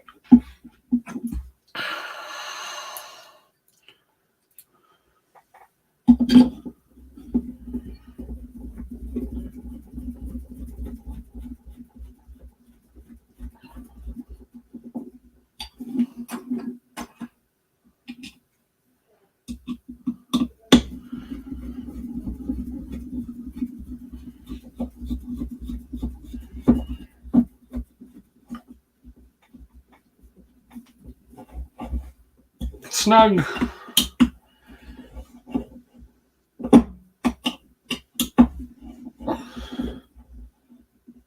Okay.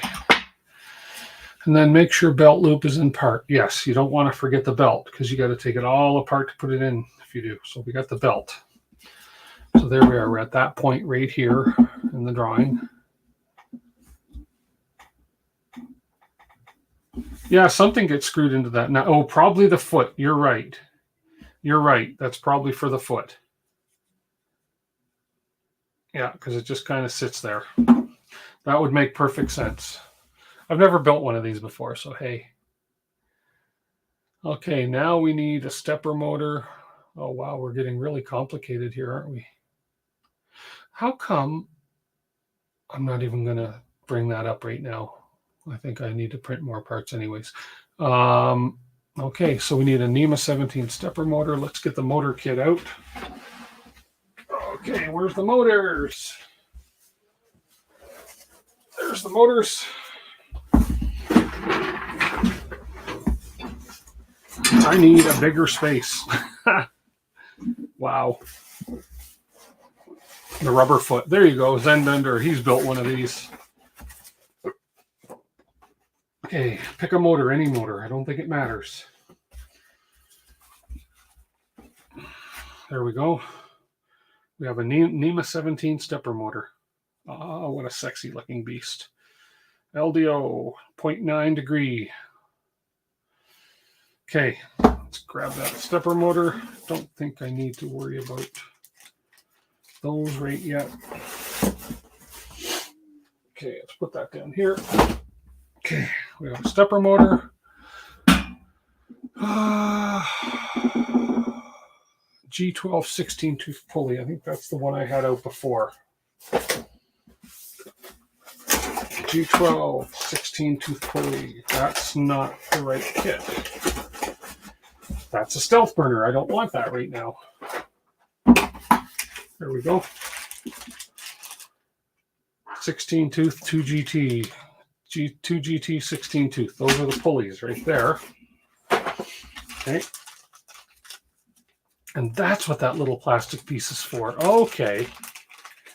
Okay, so let's, since we're doing one at a time here, I don't want to, I think that's my problem. If I'm doing too many at a time, I get confused. And if I make a mistake, see, if I'd have just started these one at a time, I wouldn't have made that mistake, because when I got to this point, I would have said, oh crap.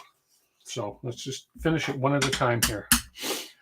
Okay, we need those grub screws again. Grub, there we are. Okay, we're going to need 2 grub screws for this.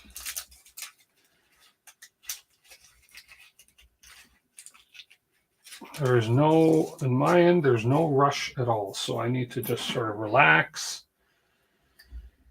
and just take my time and do this build. So no more straying from instructions as far as building 4 at once, thinking, oh, I can just build 4 pieces at once, no problem. Yeah, see what trouble it gets me into? Come on, Loctite. Oh, that's way too much Loctite. There we go. Okay.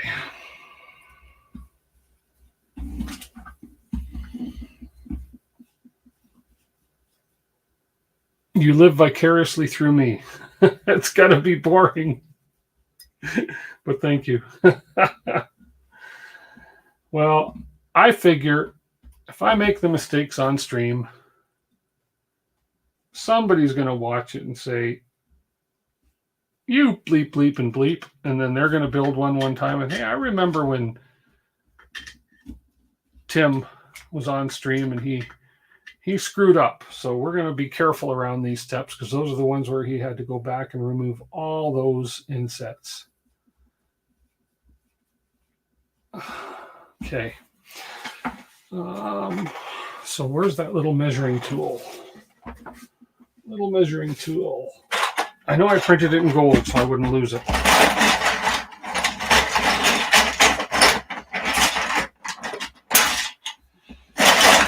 But I printed a lot of parts in gold. There it is.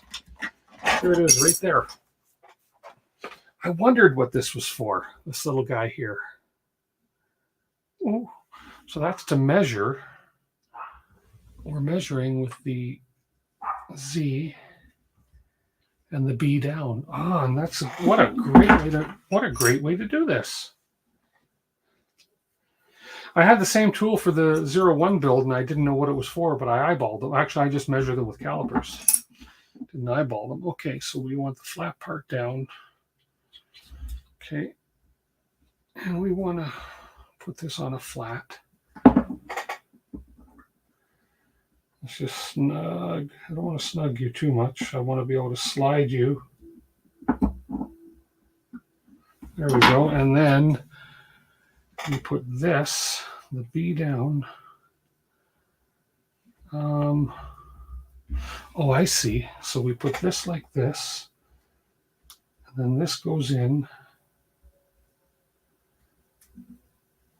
just there. So that right there is kind of how you, if that's sitting flat, and then that's how you know how high that gear, the pulley goes on the stepper motor. That's brilliant. That way you really can't screw it up. Although this is me.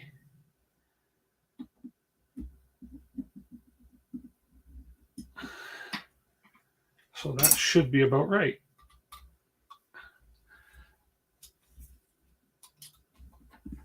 And then I'll double check. And that's right in there. So right like that. Oops. There we go. Okay. Cool. Okay. So we got that done. Now we need that piece, which is, now was that black or yellow?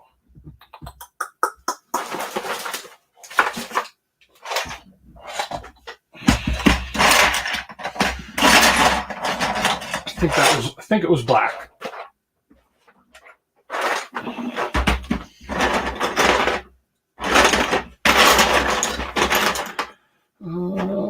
Not that one.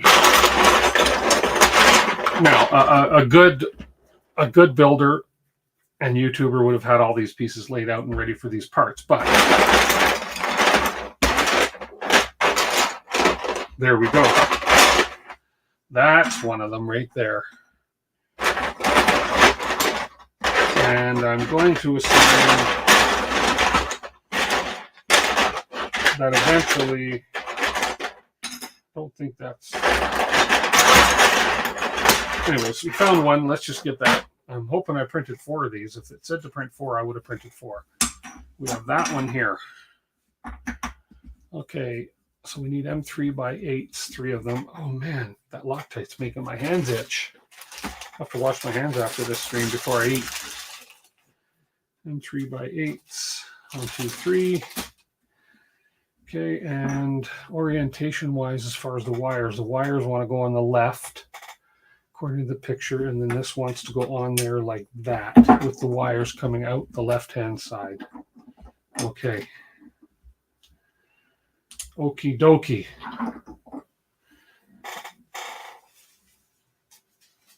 The chats and YouTube still don't come through. It only happens on my channel, so it looks like you're blocked or banned. That is weird. I will check into that. There's no reason you would be blocked on my channel.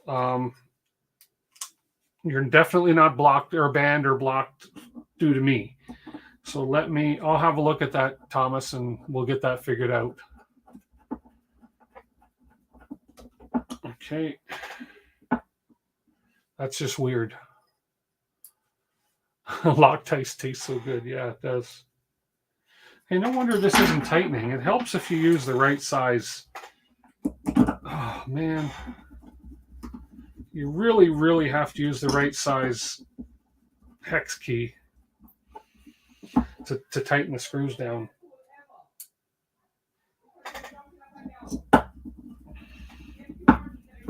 Okay. Okay, let's make sure these are tight. And okay, there we have that part. When you mess up, you make the rest of us feel better about your own mistakes. Okay, good. Well, it's good for something, right? I'm glad. You are an asshole, so you wouldn't be surprised. No, you're not. That's just I don't even know where to check on YouTube. Let me see real quick. If I go to the YouTube channel, sign into chat. Oh, I'm not going to sign into my own YouTube. We'll check on it though after the stream, Thomas. I'll see what's going on. That's weird. Okay. Picture for orientation. So, did I miss a page? Where's the motor attach? There. Oh, I see. Okay.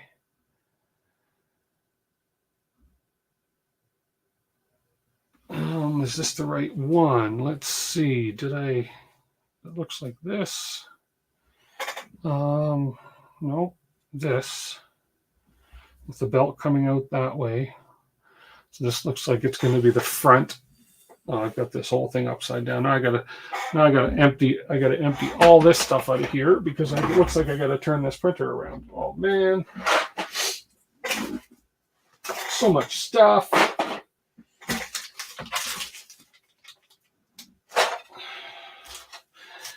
One of these days I'm going to rearrange my studio again to give myself an L-shaped work area. I really should do that. Okay, so, well, we're upside down anyway, so I gotta keep it upside down. So we've got the overhead view on there, good. So let me slide this so we can turn our, put a few things on here. Okay, so let's see what we've got to do here. So this is the front. So what we're looking at right now is the front left, which is going to be the front right when it's upside down. So right here. Okay. So let's look at the next picture. So we're working on the front. Okay, so hang on. I don't want to get confused here. We're working on the front left, which is this side right here. Okay, we're good. We're good.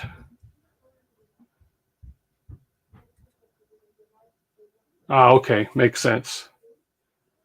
YouTube Studio Settings Community. Oh, okay, I'll check that. Oh, thanks, Jerry. I'll check into that. I would have had to look a little bit. Mistakes can be made. Yeah. And boy, I'm making them good ones so far. Okay. So let's go down. So we're going to need M5 T-nuts, 2 on each rail. Okay. M5 T-nuts. I have you right in front of me, right here. M5 T-nuts. 2 on each. I need 4. Kind of exciting. I'm going to get 1 leg and 1 Z thing on. Okay, so a T-nut here. And of course, these ones are really, really tight fitting. The camera needs to come more this way. There. That overhead camera. There we are.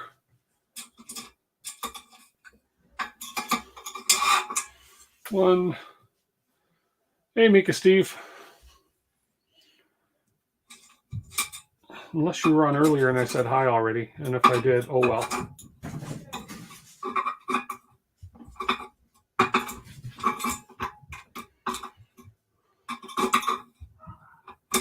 There we go. 2. And 2 over here.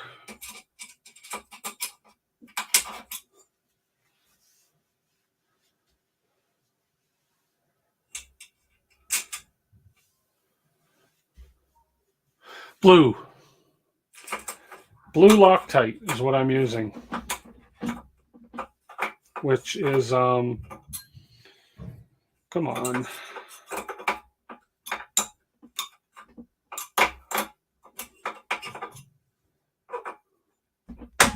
There we go. Which is what they've used on the LDO parts here. The pre-Loctited ones is blue, because I know the blue is removable, but it is Loctite. Red is extremely permanent, from what I understand. And I don't want extremely permanent on this because I don't want to have to grind screws off. No, it's blue. You can see by my There's my Kleenex that I've been using to wipe Loctite messes off. So it's blue Loctite for sure. Nom, nom, nom, nom, nom, nom, nom, nom. Okay, so we have this way now. I don't want to screw this up. So we've turned this way. So this has got to go. See, I'm very confused right now. That can't go like that. Where's the linear rail in this picture?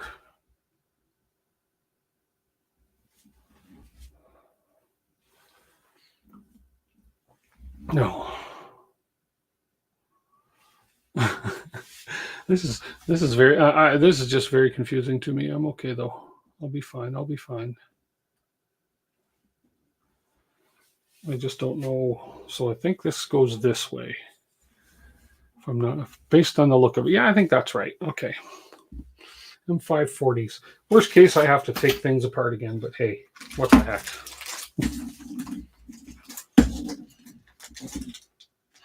Blue Loctite tonight. Yes, blue Loctite tonight. Now I need to slide these guys in place. So you guys are going to go about there and about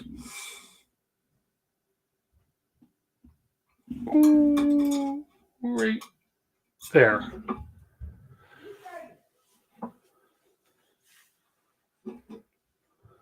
Okay.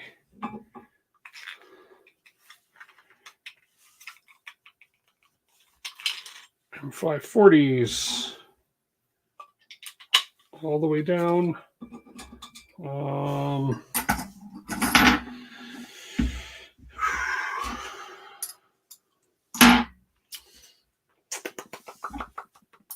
Ooh, none of these are big enough.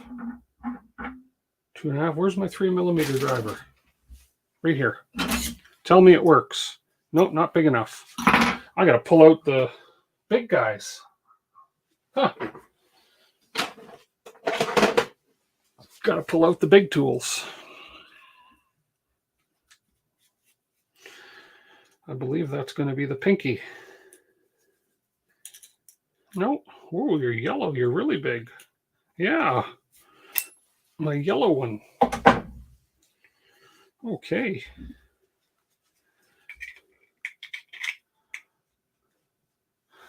If on skin, wash with plenty of water. If in eyes, rinse gushingly with water for several minutes. Okay. I'll wash my skin after. I've had, being in the industry I'm in, and the business I'm in, meaning the printing industry, I used to run a press for many, many years. I have had, okay, there we go, one leg on. Now I don't know about lining that up, but we will maybe. Which corner is this? We highlighted the corner with a circle. That's the back. That's right. There we go.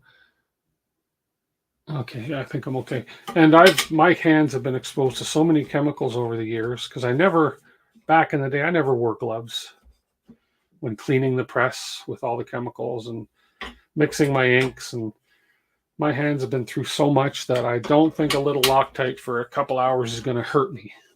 Famous last words, right? So, but I think we're okay. Oh, itchy nose. Okay.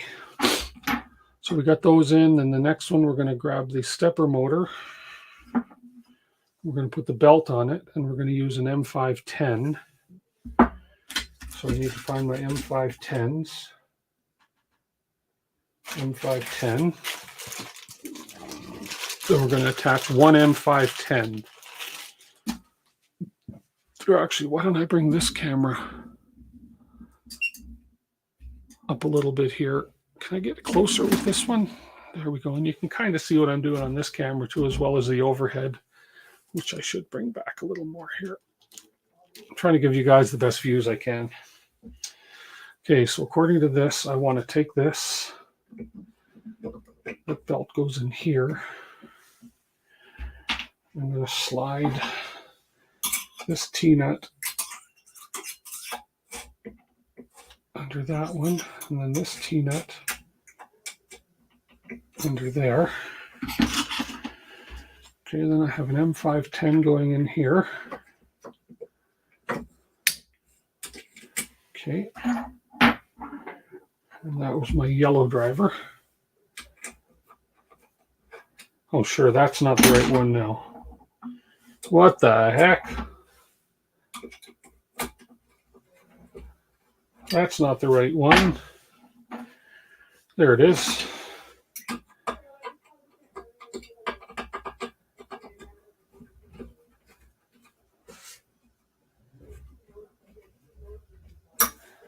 Okay, that's there like that. Okay. But how the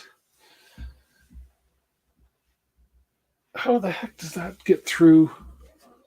I guess wait and see. I have no idea how it actually moves the. Anyways, I'm just. This just looks weird to me. Okay. Don't tighten. Of course not. Don't tighten. I snugged. We'll just leave it. There we go. Just not tight. It's just still lots of play in it because I know we have to tension the belt. Okay, down to 14 people. Yay. Oh, now I'm looking for that fancy piece that I printed. Okay. Now we're looking for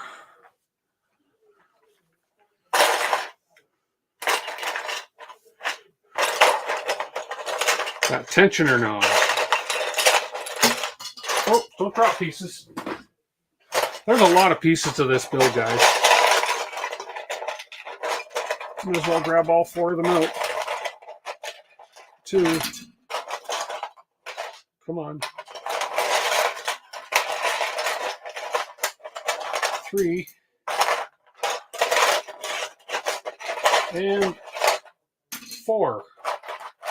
Oh, and before I forget, there's another piece here. Am I the only one that think that looks like a duck? Quack, quack. Anyways. Okay, so we want to put this that way around. That's going to go underneath this. And then we're putting an M510 in there. Do not tighten. Leave loose for the next step. Okay.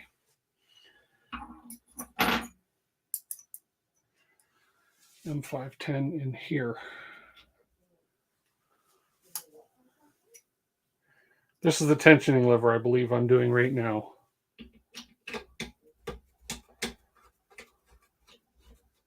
Oh, and I even got the nut right. Okay, do not tighten. There we go. Okay.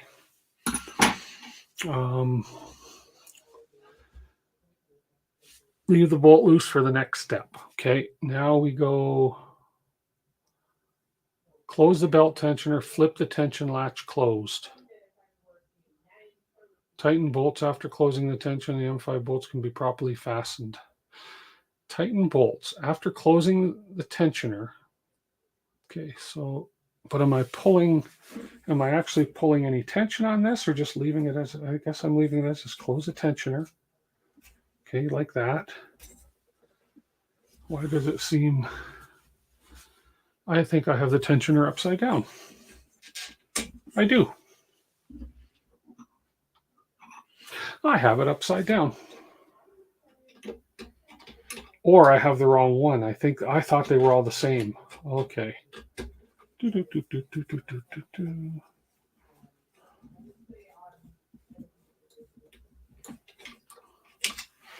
Are they all the same? Let's see.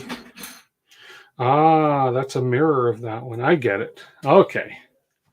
There we go. There we go. Helps to use the right one.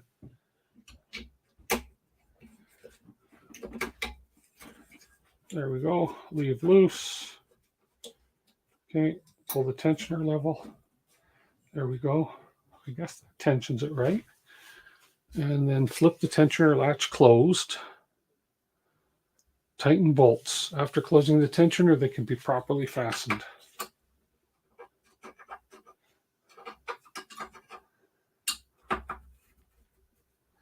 Tighten. Tighten. Okay, that belt's nice and snug. There we go. We think we got it okay there. Okay, now we're going to put M516s for the rubber foot. M516.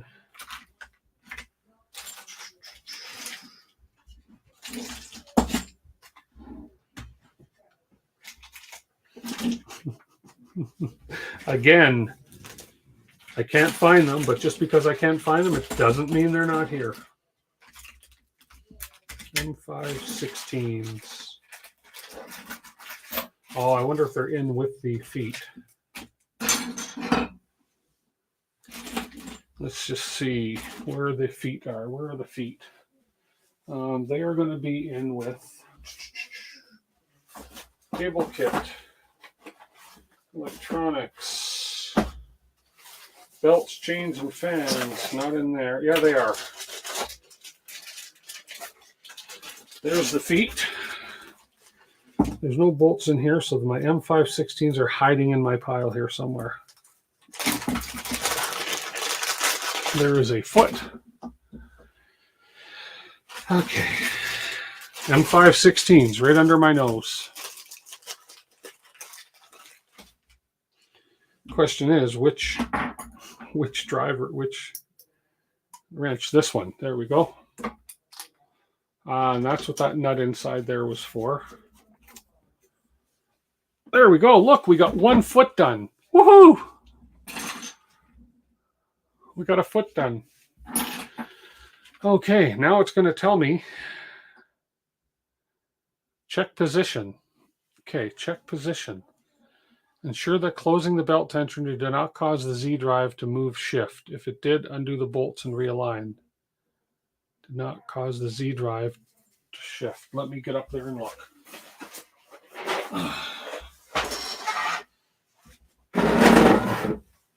Let me get up here.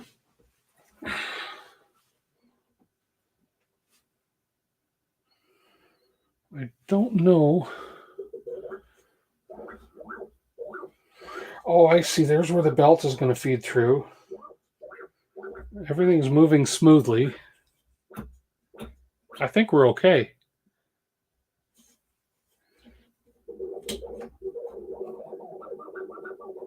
Oh, that's cool. That belt is nice and tense, tight.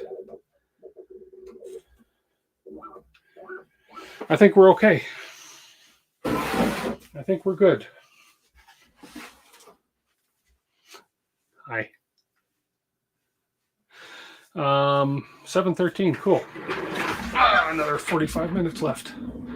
Now is a good time to rotate the belt a few revolutions. Make sure it does not ride one side and chaff. Adjust pulley location on shaft to center. Oh, I see what you're saying.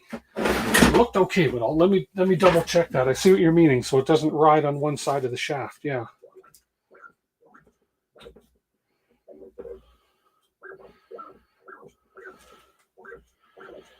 So if I turn this a few times, I can see teeth on both sides of the belt here, although I could move this pulley out a little bit.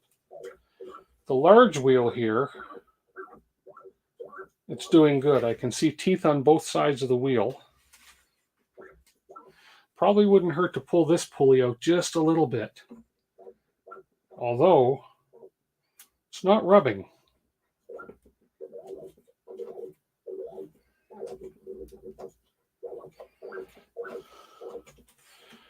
Let's see if I move it over. There we go. Turn. Oh no, we're good. Let's keep turning. Let's just make sure if I turn it a bunch of times.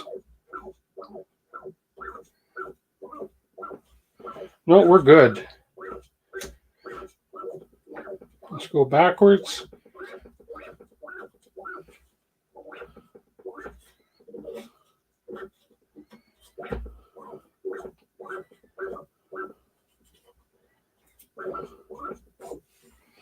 Mm-hmm.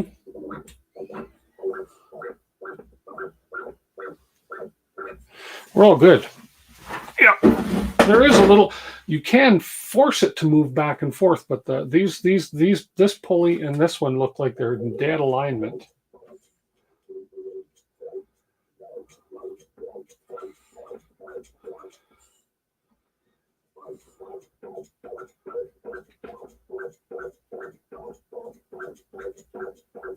Yeah, that's not moving at all.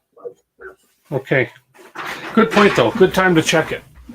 That's a great time. Progress is being made, yes.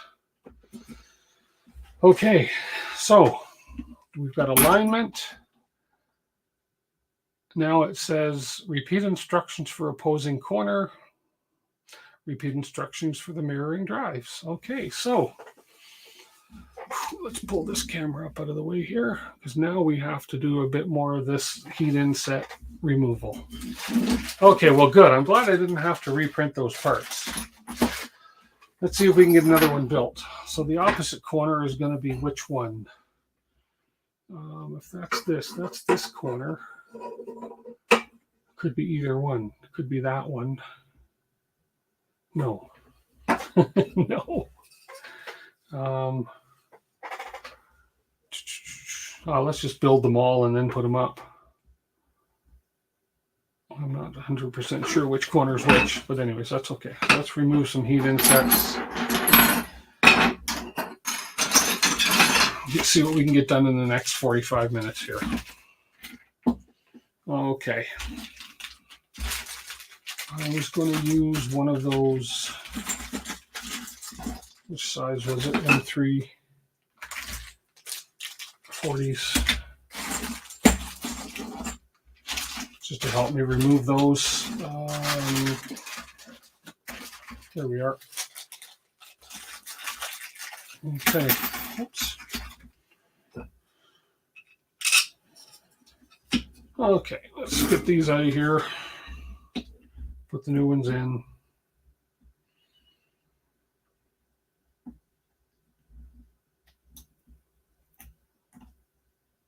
Did I turn it on? I did, yeah.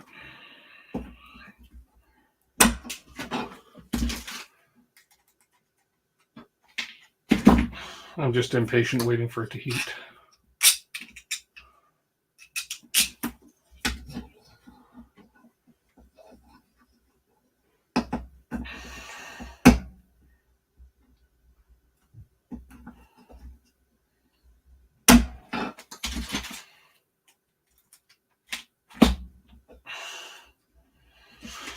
Anybody just joining? Don't ask. Rubber feet on the R2 are actually made for guitar amps. Oh, really? Oh, wow. So that means they're pretty decent quality feet. Cool.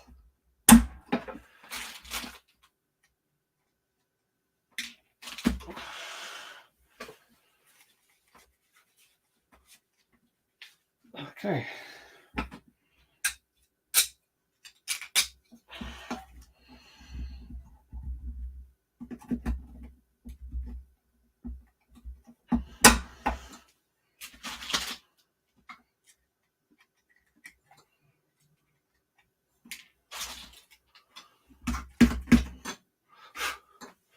Come on, get off of there.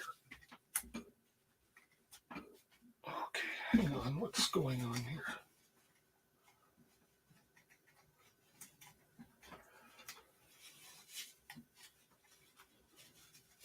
Oh, that's loosening up. That's why. There we are.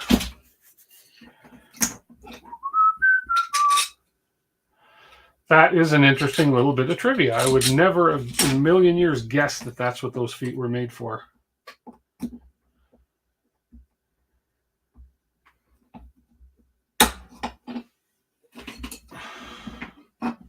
But that's cool.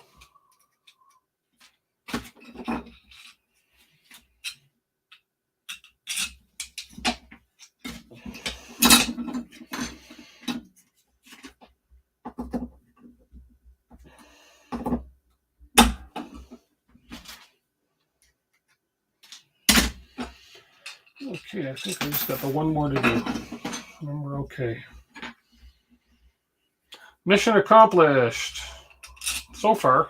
At least it's good that I can reuse these pieces that I messed up on. Kind of let me get on with the build as opposed to having to reprint, which wouldn't have happened.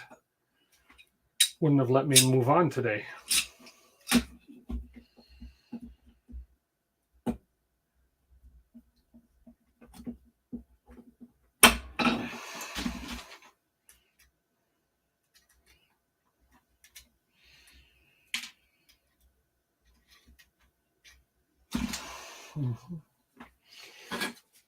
This is getting the tip of my tip thing all gunked up. That's okay. I've got another one. Actually, I have two more. You get one with every LDO kit.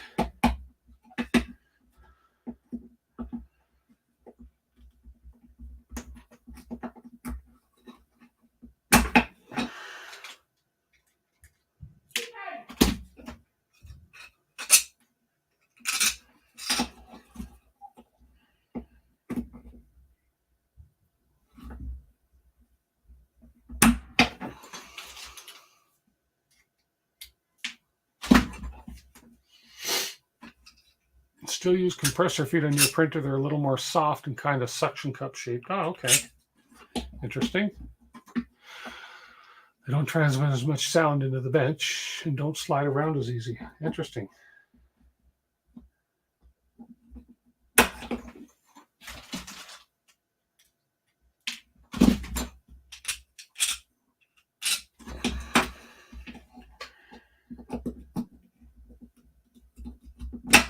Ooh. That one slid off easier than I thought. Okay, I think we're good. Let me just clean the tip of this a little bit. Without attempting not to burn myself. There we go. Okay. Is that burning flesh I smell? Let's take these ones. See if I can clean. Oh, that was a hot one. One of them is hot. One of them is hot. Ooh, which one? Which one? Doesn't matter.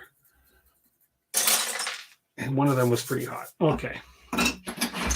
Now we'll go ahead and put them in the, we got them in that one, this one, and this one. Now we'll put them in the proper spots. Installed one for the pool pump last week. You switched it, and the pump plug takes up the whole space. Oh, wow. 20 amp outlet in the wall in the back of the house. Been needed one for years since you screened the porch where the original. Oh, I see. Okay. I put a pool up today and filled it with water. Actually, yesterday I filled it with water and it was warm enough today, but it's just a little inflatable pool. We don't really have, we're not weather conducive for a full-time massive pool here. So it's just a little summer pool.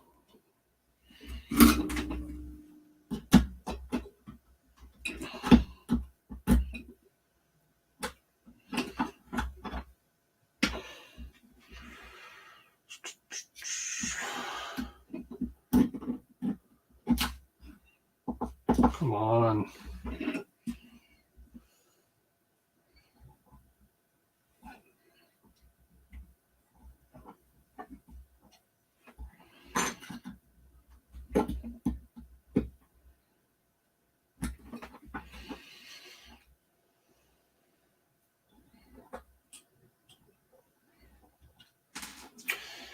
Do-do-do. Da-da-da-da. Da-da-da-da. Almost feel like there should be like Mission Impossible music or something playing when I put heat insets in.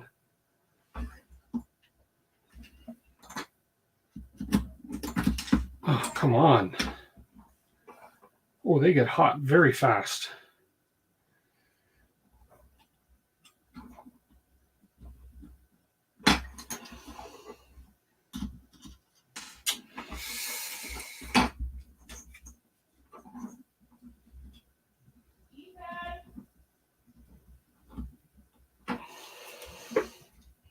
Ouch.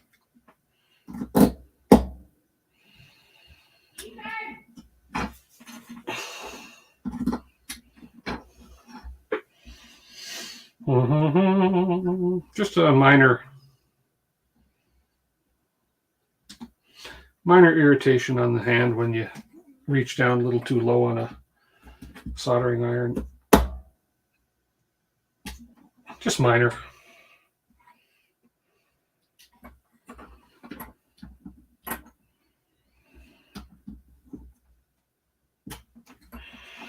Okay.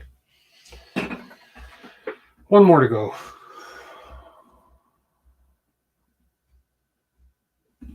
Taking yours down the last 2 years. Yeah, this is just a temporary thing we put up. Just to beat the heat on those hot days that we get a few of them this year, I think. Just enough to beat the heat a little bit.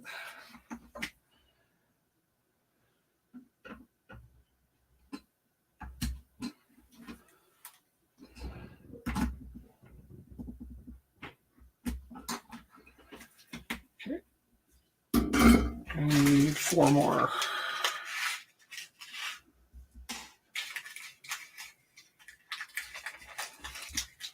Okay.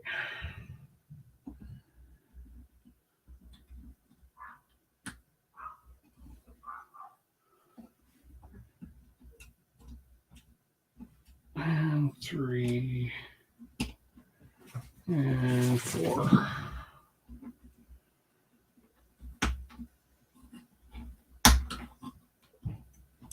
Okay. Zip, zip, dingle, dingle.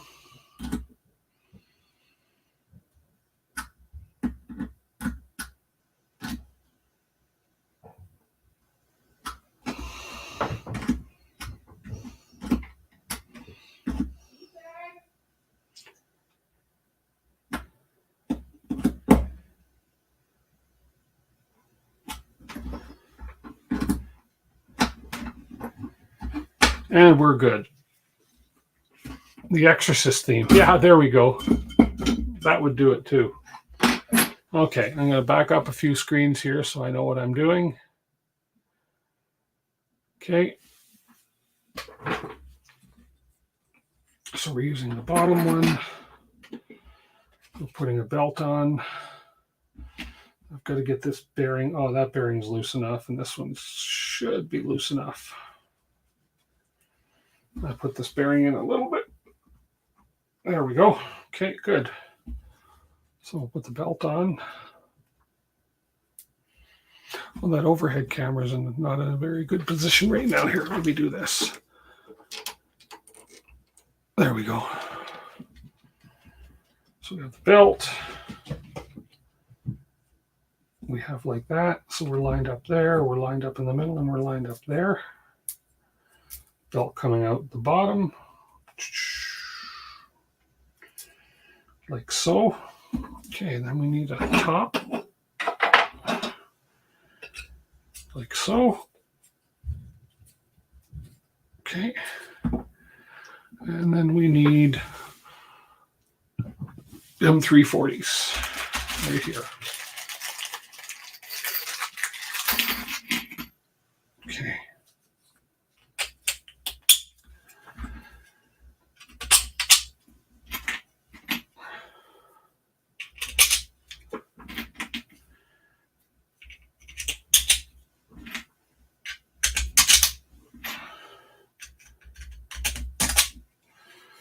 Okay, and where's my 2.5 millimeter?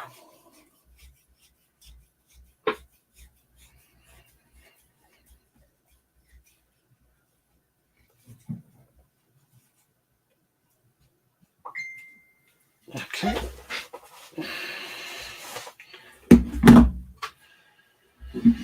Who's messaging me? Who's messaging me?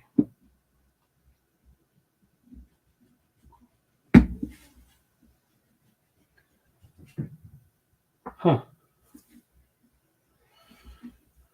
Anyways.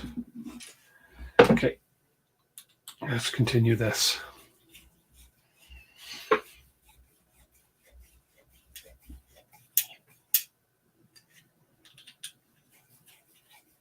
This is an ingenious build. Whoever designed this, like, this is pretty cool. I know there's This is probably like, there's probably iterations of this or different versions of this that have changed over the years as the Voron design evolves, but this is just incredible. The minds behind the designs. Pretty cool.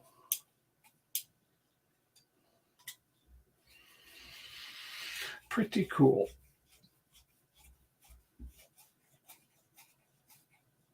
I think I'm gonna get them all to this stage.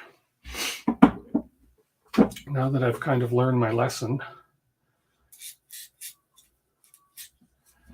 That is so cool. Like the precision in that, like that drive gear is balanced perfectly between those parts. Here, let's get them all to this stage. Why not? I feel the confidence now.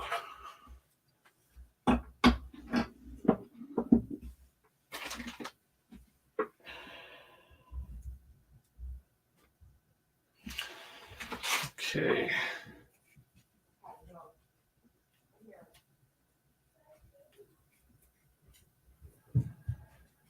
Okay, and pop in like so.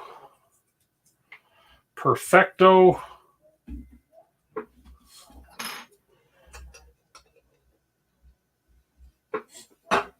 And this matching piece like that. There we go. 6 of these M3 by 40 socket head cap screws.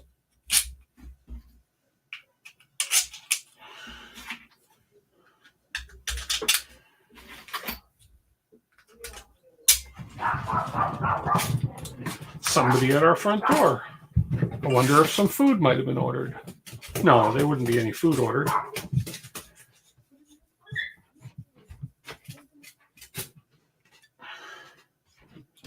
A visitor, perhaps?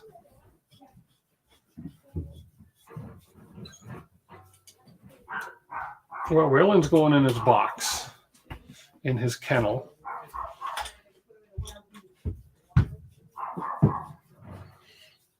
So who knows coming? Who knows who's here?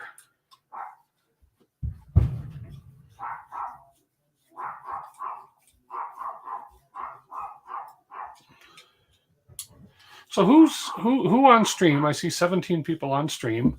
I'm not sure how many of those are on Twitch. 18 people. It looks like there's only one on Twitch. Most of you are on YouTube. I really should stop dual streaming. Although Thomas is probably the one on YouTube. Maker Viking. Who here has built a Voron of any kind, and who's going to build one, or who's got one on order? There's the second one. I'm just curious because I was so anti-Voron at one point. I thought there's no way, I don't need one, blah blah blah. But man, I'm enjoying this. Anyways, and my last belt is right here.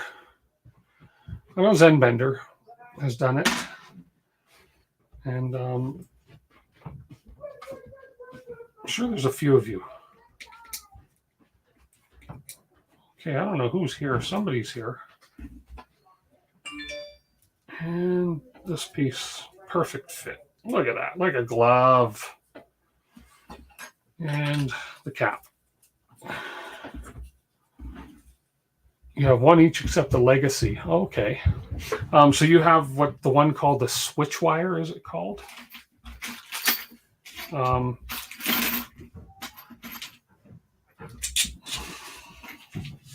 Now, is the switch wire, is that one that's run by, sounds silly, but is it literally run by wires or cables or something?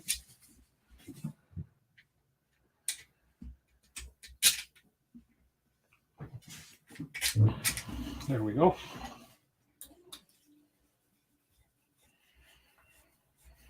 Cool.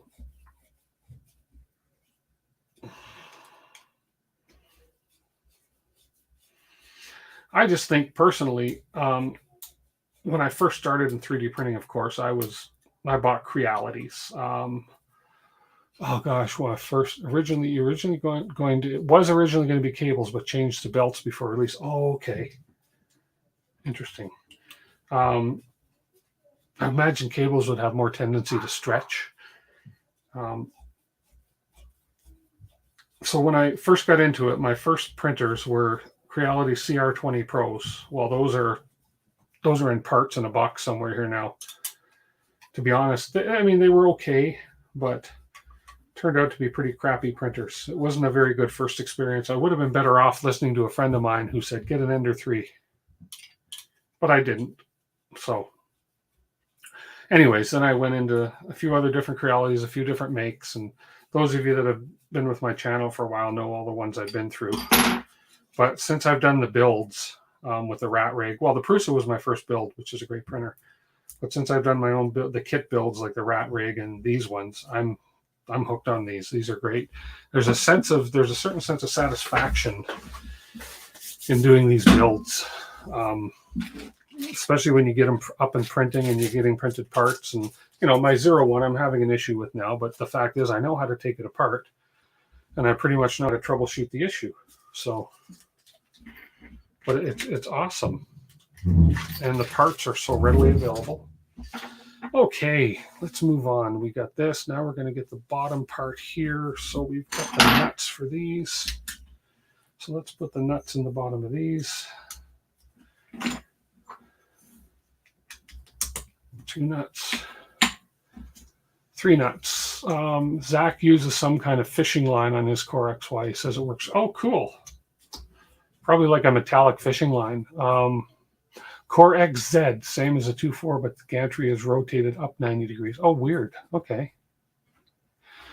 If you had the money, you might think about building a 01, but it would have to even order on the printed parts as you don't have any printers. Oh, I see. Okay.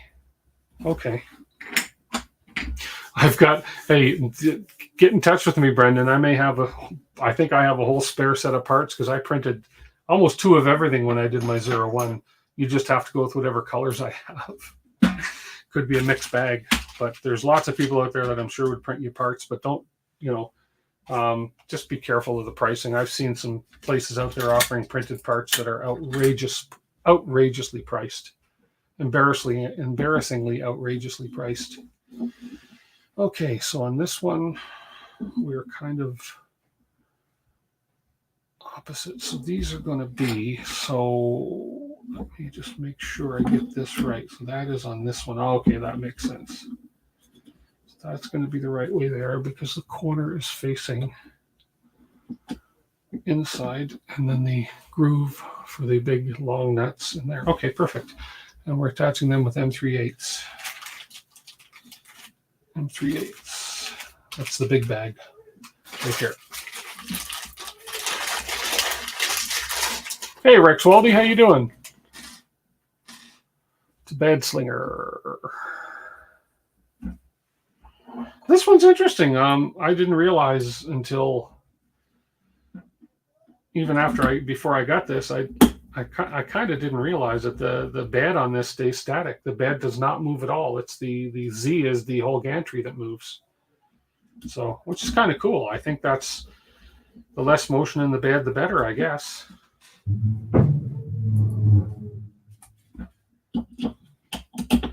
Pretty cool. V0 is not a good first printer build at all. I don't know. Oh, for a first printer. Yeah, it was tough, but I did it. I'm struggling with my one, but the reason I'm struggling with my one is because I strayed. I went different with the hot end or with the extruder, and I shouldn't have. I should have just stuck with the mini afterburner because I had success with that on my first one. But I'm going back to the mini afterburner with it, and it should be fine. I just got to print the parts for it, which is fine until I can figure out what's going on with that extruder that I have, that mini Bondtech LGX Lite, whatever it's called.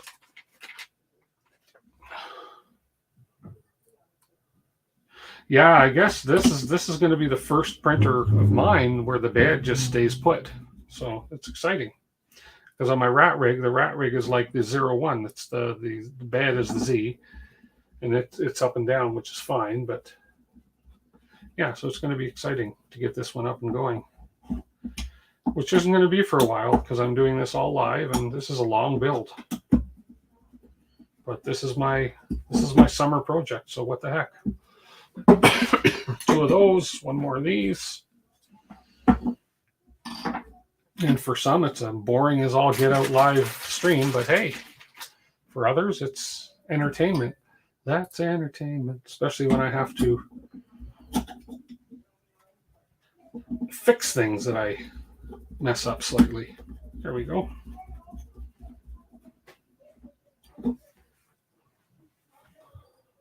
I'm going to add some mods to my 2.4, not that I know of at this point in time.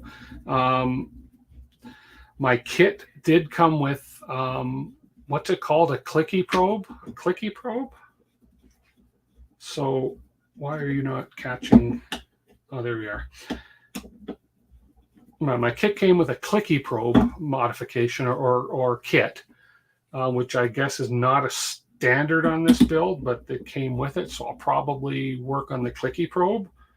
And it came with whatever that head is. I don't know all the terminology with these builds, but the Voron Stealth Burner Upgrade Kit. I have no idea what a Stealth Burner Upgrade Kit is, but it came with it. So we'll be doing the Stealth Burner Upgrade Kit. So, which I assume is the hot end, something to do with the hot end. Clicky. I imagine it did if you got the clicky probe. Yeah.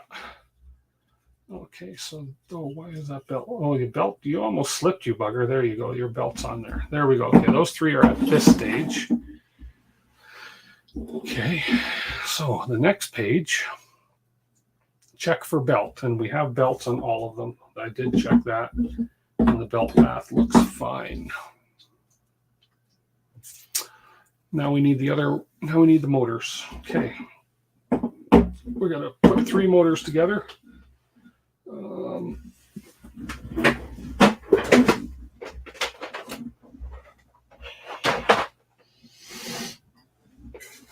Okay, here we go. Okay, so pick a motor. Okay, that motor. Did I use the wrong motor in the other one? Why is there? Hang on a minute here. Hang on a minute here. I think I used the wrong motor on the last one. I did use the wrong motor on the last one. That's okay. Easy enough to fix. These are the Z motors here. The other ones are probably, yeah, that's all right. Okay, no worries. See, made a mistake. I just assumed they were all the same, but they are. But this one has just a different kind of plug. But these are the same motors. 0.9. Oh no, that's a 1.8. Okay. The Z motors are a 1.8. Okay, so I did put the wrong motor in the first one. There we go. Another mistake. Another mistake caught. Stealth burner is a tool head, better cooling than the afterburner, and has 2 nozzle LED lights and 1 status LED light behind the logo. Oh, very cool. I know this kit came with a whole bunch of LEDs, but as I said, I put the wrong motor in the first one here, so we'll have to take that motor off, which is no big deal. They're the same size, but they're different different torques, I guess, or whatever it's called. This is a 1.8 and the other one was a 0.9. So the Z's are different. Okay, no big deal. No big deal.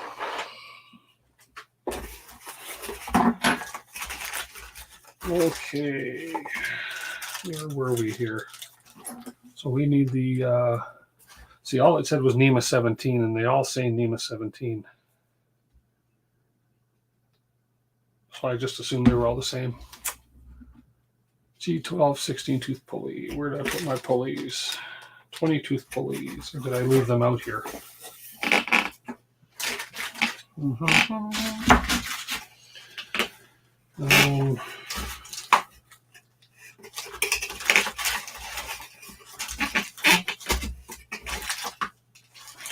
Where did I put them?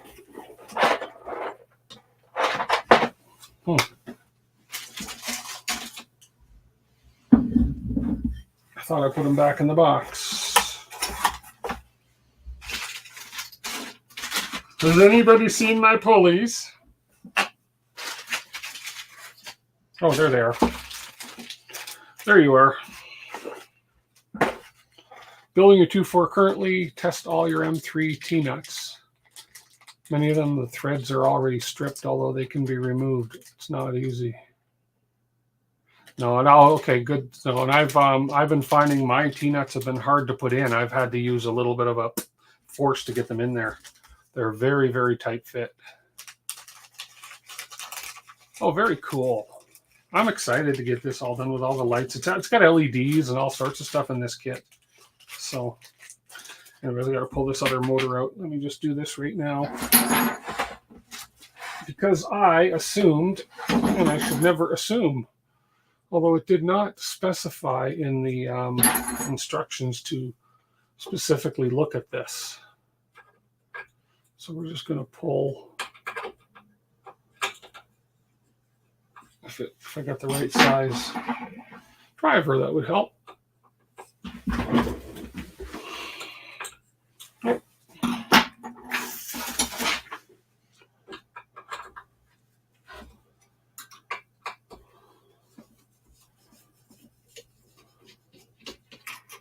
That's an easy fix.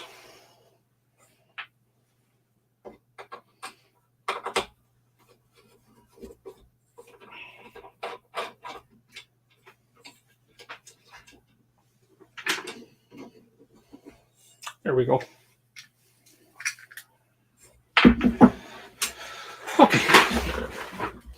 Okay. People, learn from my mistakes. I did this on purpose so I could use it as a lesson. No, I didn't.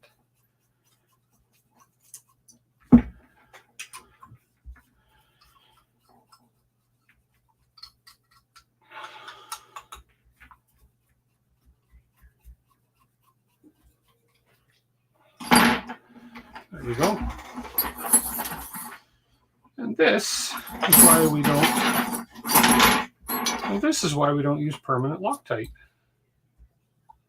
Although this wasn't really stuck down too bad.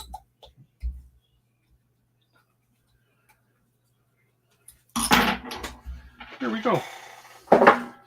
Put you aside so you can be used on the right machine.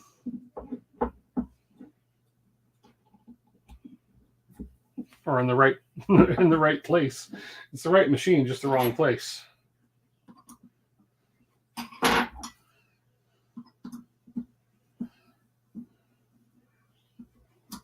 Okay, where's that little tool of mine? Where are you?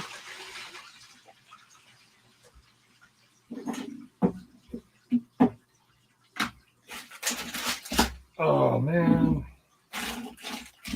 You know,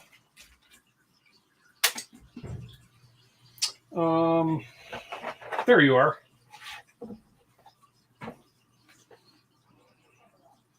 Okay, so we want this to be right there.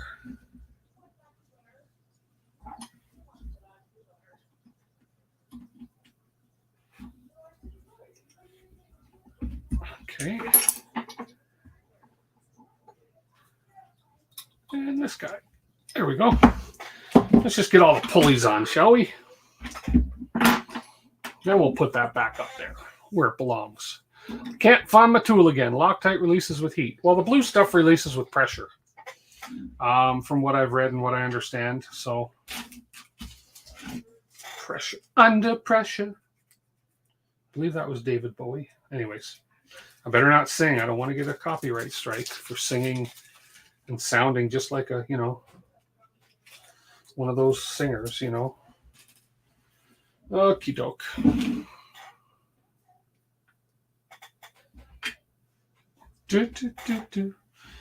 So, yeah,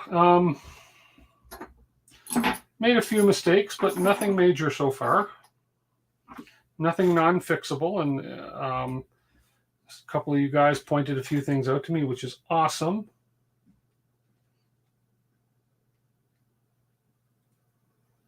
I mean, because even with all the, in all honesty, even with all the streams I've done, I still get nervous streaming. And sometimes the nerves get the best of me when I'm putting things together, and I'm like, oh man, am I going to screw up in front of all these people? Blah blah blah. But it happens. David Bowie and Freddie Mercury, really, from Queen. Oh, I didn't know that he was with David Bowie on that. Cool. Love the Queen movie, by the way. That was I think it was called. Well, I forget what it was called, but that was a great movie. I wish they do that with more artists, but and the Elton John one, Rocket Man, was good. There we go. There. Okay, we'll put this one on.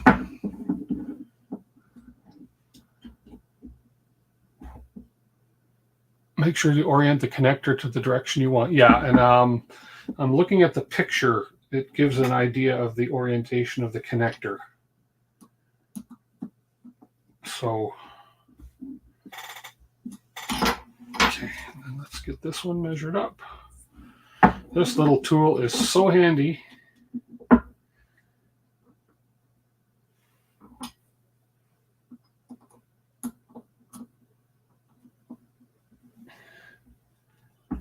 They had this on the 01 and I didn't know what it was for. I just ended up using the measurements and it worked out fine. Unless that's what's causing my issues right now, but who knows? Who knows? Okay. Plenty of Loctite on the outside of that has leaked out. Look at that. And as I said earlier, these these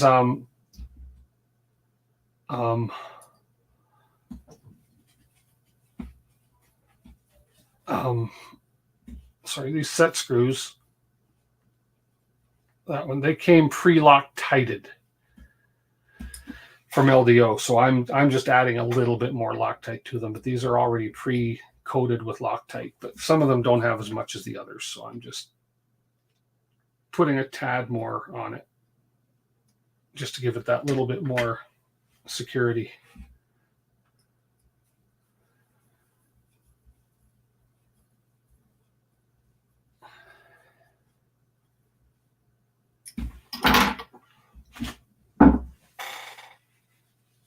Kept them loose and adjusted when the closed loop pulley was on. Oh, okay.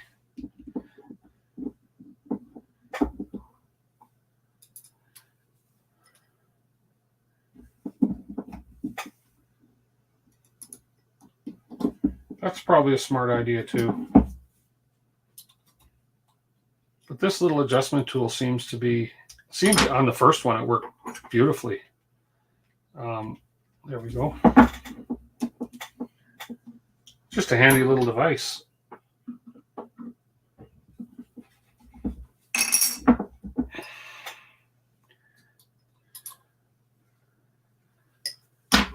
And one more to go.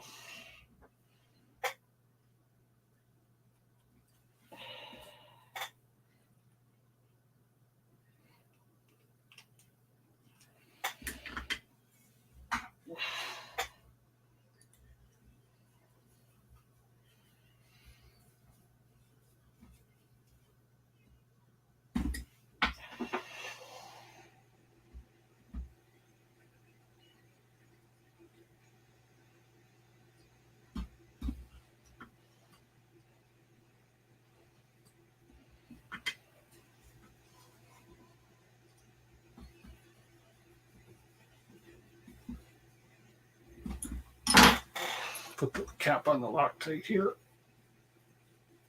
There we go. Okay. Okay.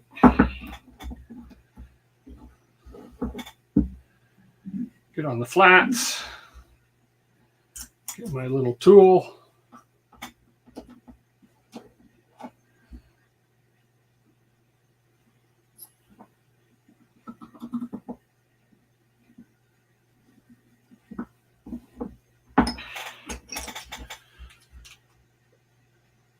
Oh, I missed a little bit there. A little too low.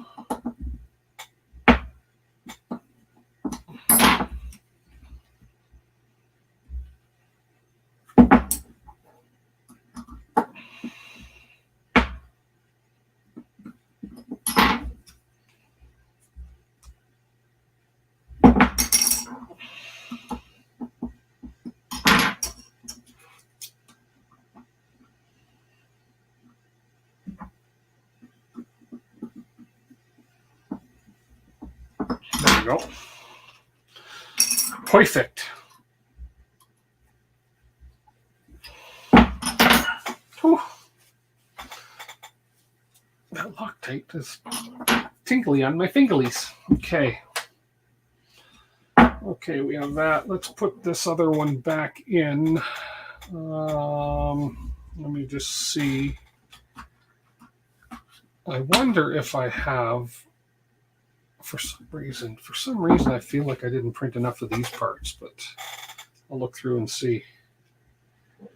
So this goes down. See, they're saying to have the plug on the left. So that's where we will orient the plugs.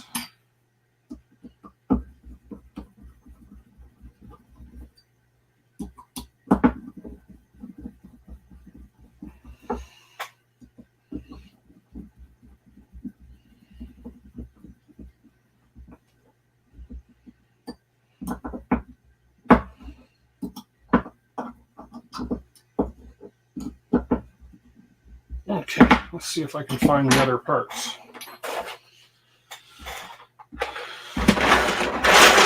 Should be 3 more in here somewhere.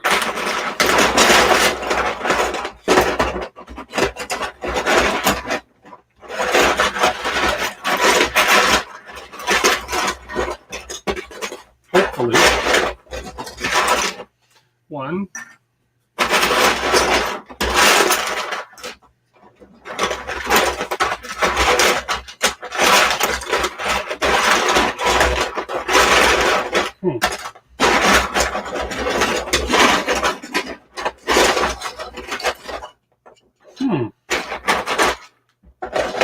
Two.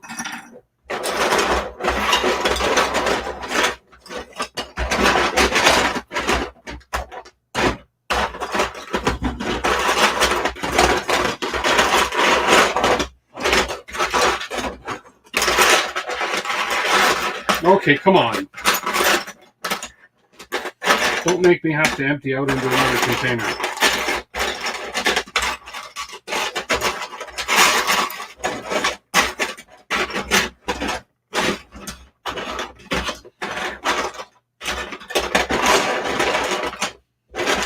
Okay, well that's weird. Let's see. Hang on.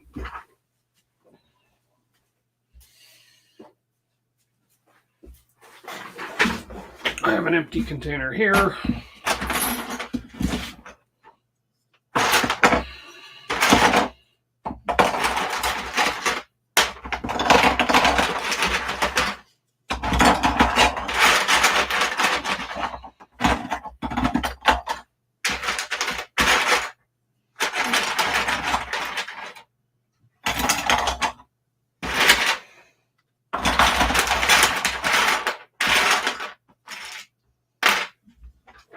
Okay, well, that's interesting.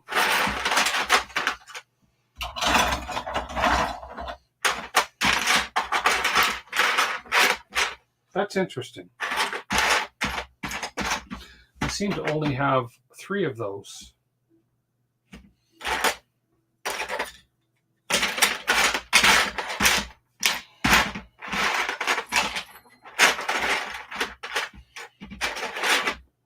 Well,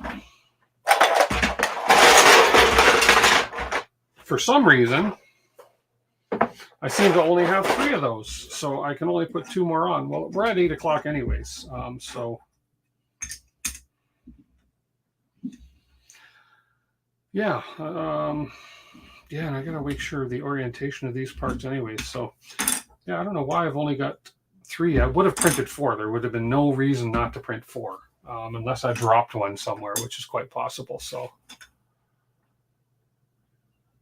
you kept your parts on a 4x4 table. So there is a lot of parts to sort through. There really is. There's a ton of parts. So obviously I got to print 1 more. This is the one side. I got to print 1 more of the mirror of that, which is, yeah, the other one. So right and left and right. I would have printed 4. That's really strange because I know that the files tell you exactly how many you need. So, as I say, either I didn't print 4, or one of them None of the parts failed though, which is interesting. So I either didn't print 4 or I dropped one. So, but that's fine. Timing's good. I'll start another print right now anyways. Okay, well, that's been that. That has been, get out of my face.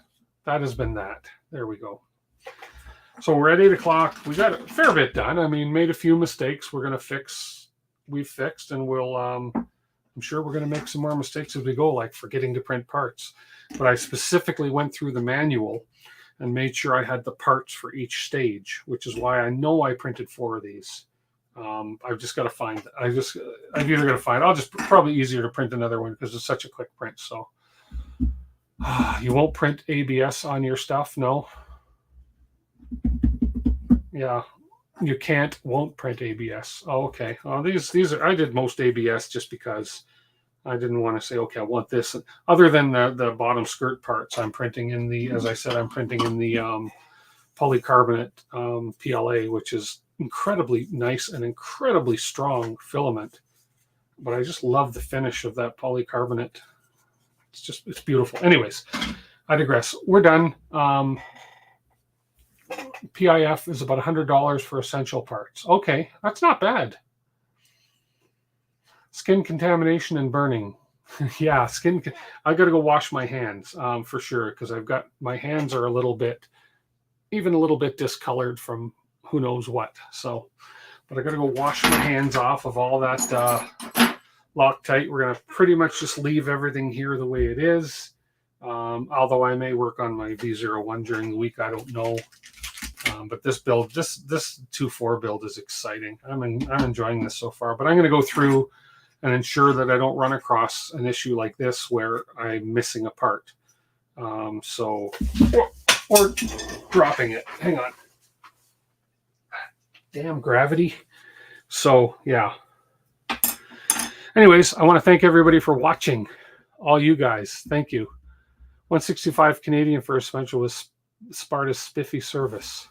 165. That's just... Oh. I'll just talk, before I say goodbye, I'll just talk on that. That's just for the essential parts. Now, what's considered essential? Are the bottom skirts considered essential? And anyways, all I know is if you're in it to make a profit, great.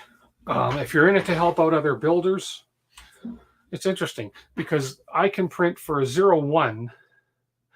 Even for this, it depends. I've used less than 2 kilograms of filament to print for this printer so far, and at $35-40 a kilogram. So I guess it just depends on if you're in it to make a profit or if you're in it to cover your costs and maybe make a little bit of pocket change for your time and trouble. But there's not many people in Canada, especially out West Canada, doing it. So I'm going to, especially when this guy's finished, I'm going to be looking into doing the PIF program for Western Canada. We'll see what happens. But I don't know. We'll see. I haven't, there's so many decisions to be made. So no skirts, side panel mounts. No skirts or side panel mounts. Okay. Just things to get printing. That makes sense. So we'll look into that. But I got to get my own parts organized first before I can even consider printing for other people. But once you get it down, it's just a matter of create the G code, and you have it all saved, and you need to print parts, you just print parts. So anyways, we're going to go. They take failures. Yeah, that's true. That's so true. They do. Yeah. You have to cover all your costs, and failures are going to happen, and stuff is going to happen, of course. So anyways, we're going to be, we're pretty much done for the night. It's 8 o'clock. We've got a fair bit going. We made a few mistakes, which set us back a little, and I'm sure there's going to be more mistakes happen as we go on, but that's how we learn. So that's it. And I'm enjoying this. So thanks everybody for watching. And next week, it may be Saturday I come on instead. I will post it during the week. I'm not sure. I have a function I'm going to on Sunday, and it may take me in beyond the time I normally stream. So next weekend's a long weekend as well for us. It's Canada Day on Friday. So, and I do have a function I'm going to on Sunday, and so I probably won't be back on time to stream Sunday. I may stream Saturday, we'll see, but I will keep an eye out this week for the notification on YouTube whether I'm streaming or not. So until then, we will catch all you guys later, and we'll continue this build next time I go live on this channel at this place at this time, or a little earlier time. So thanks everybody for hanging out. I appreciate it. Bye for now.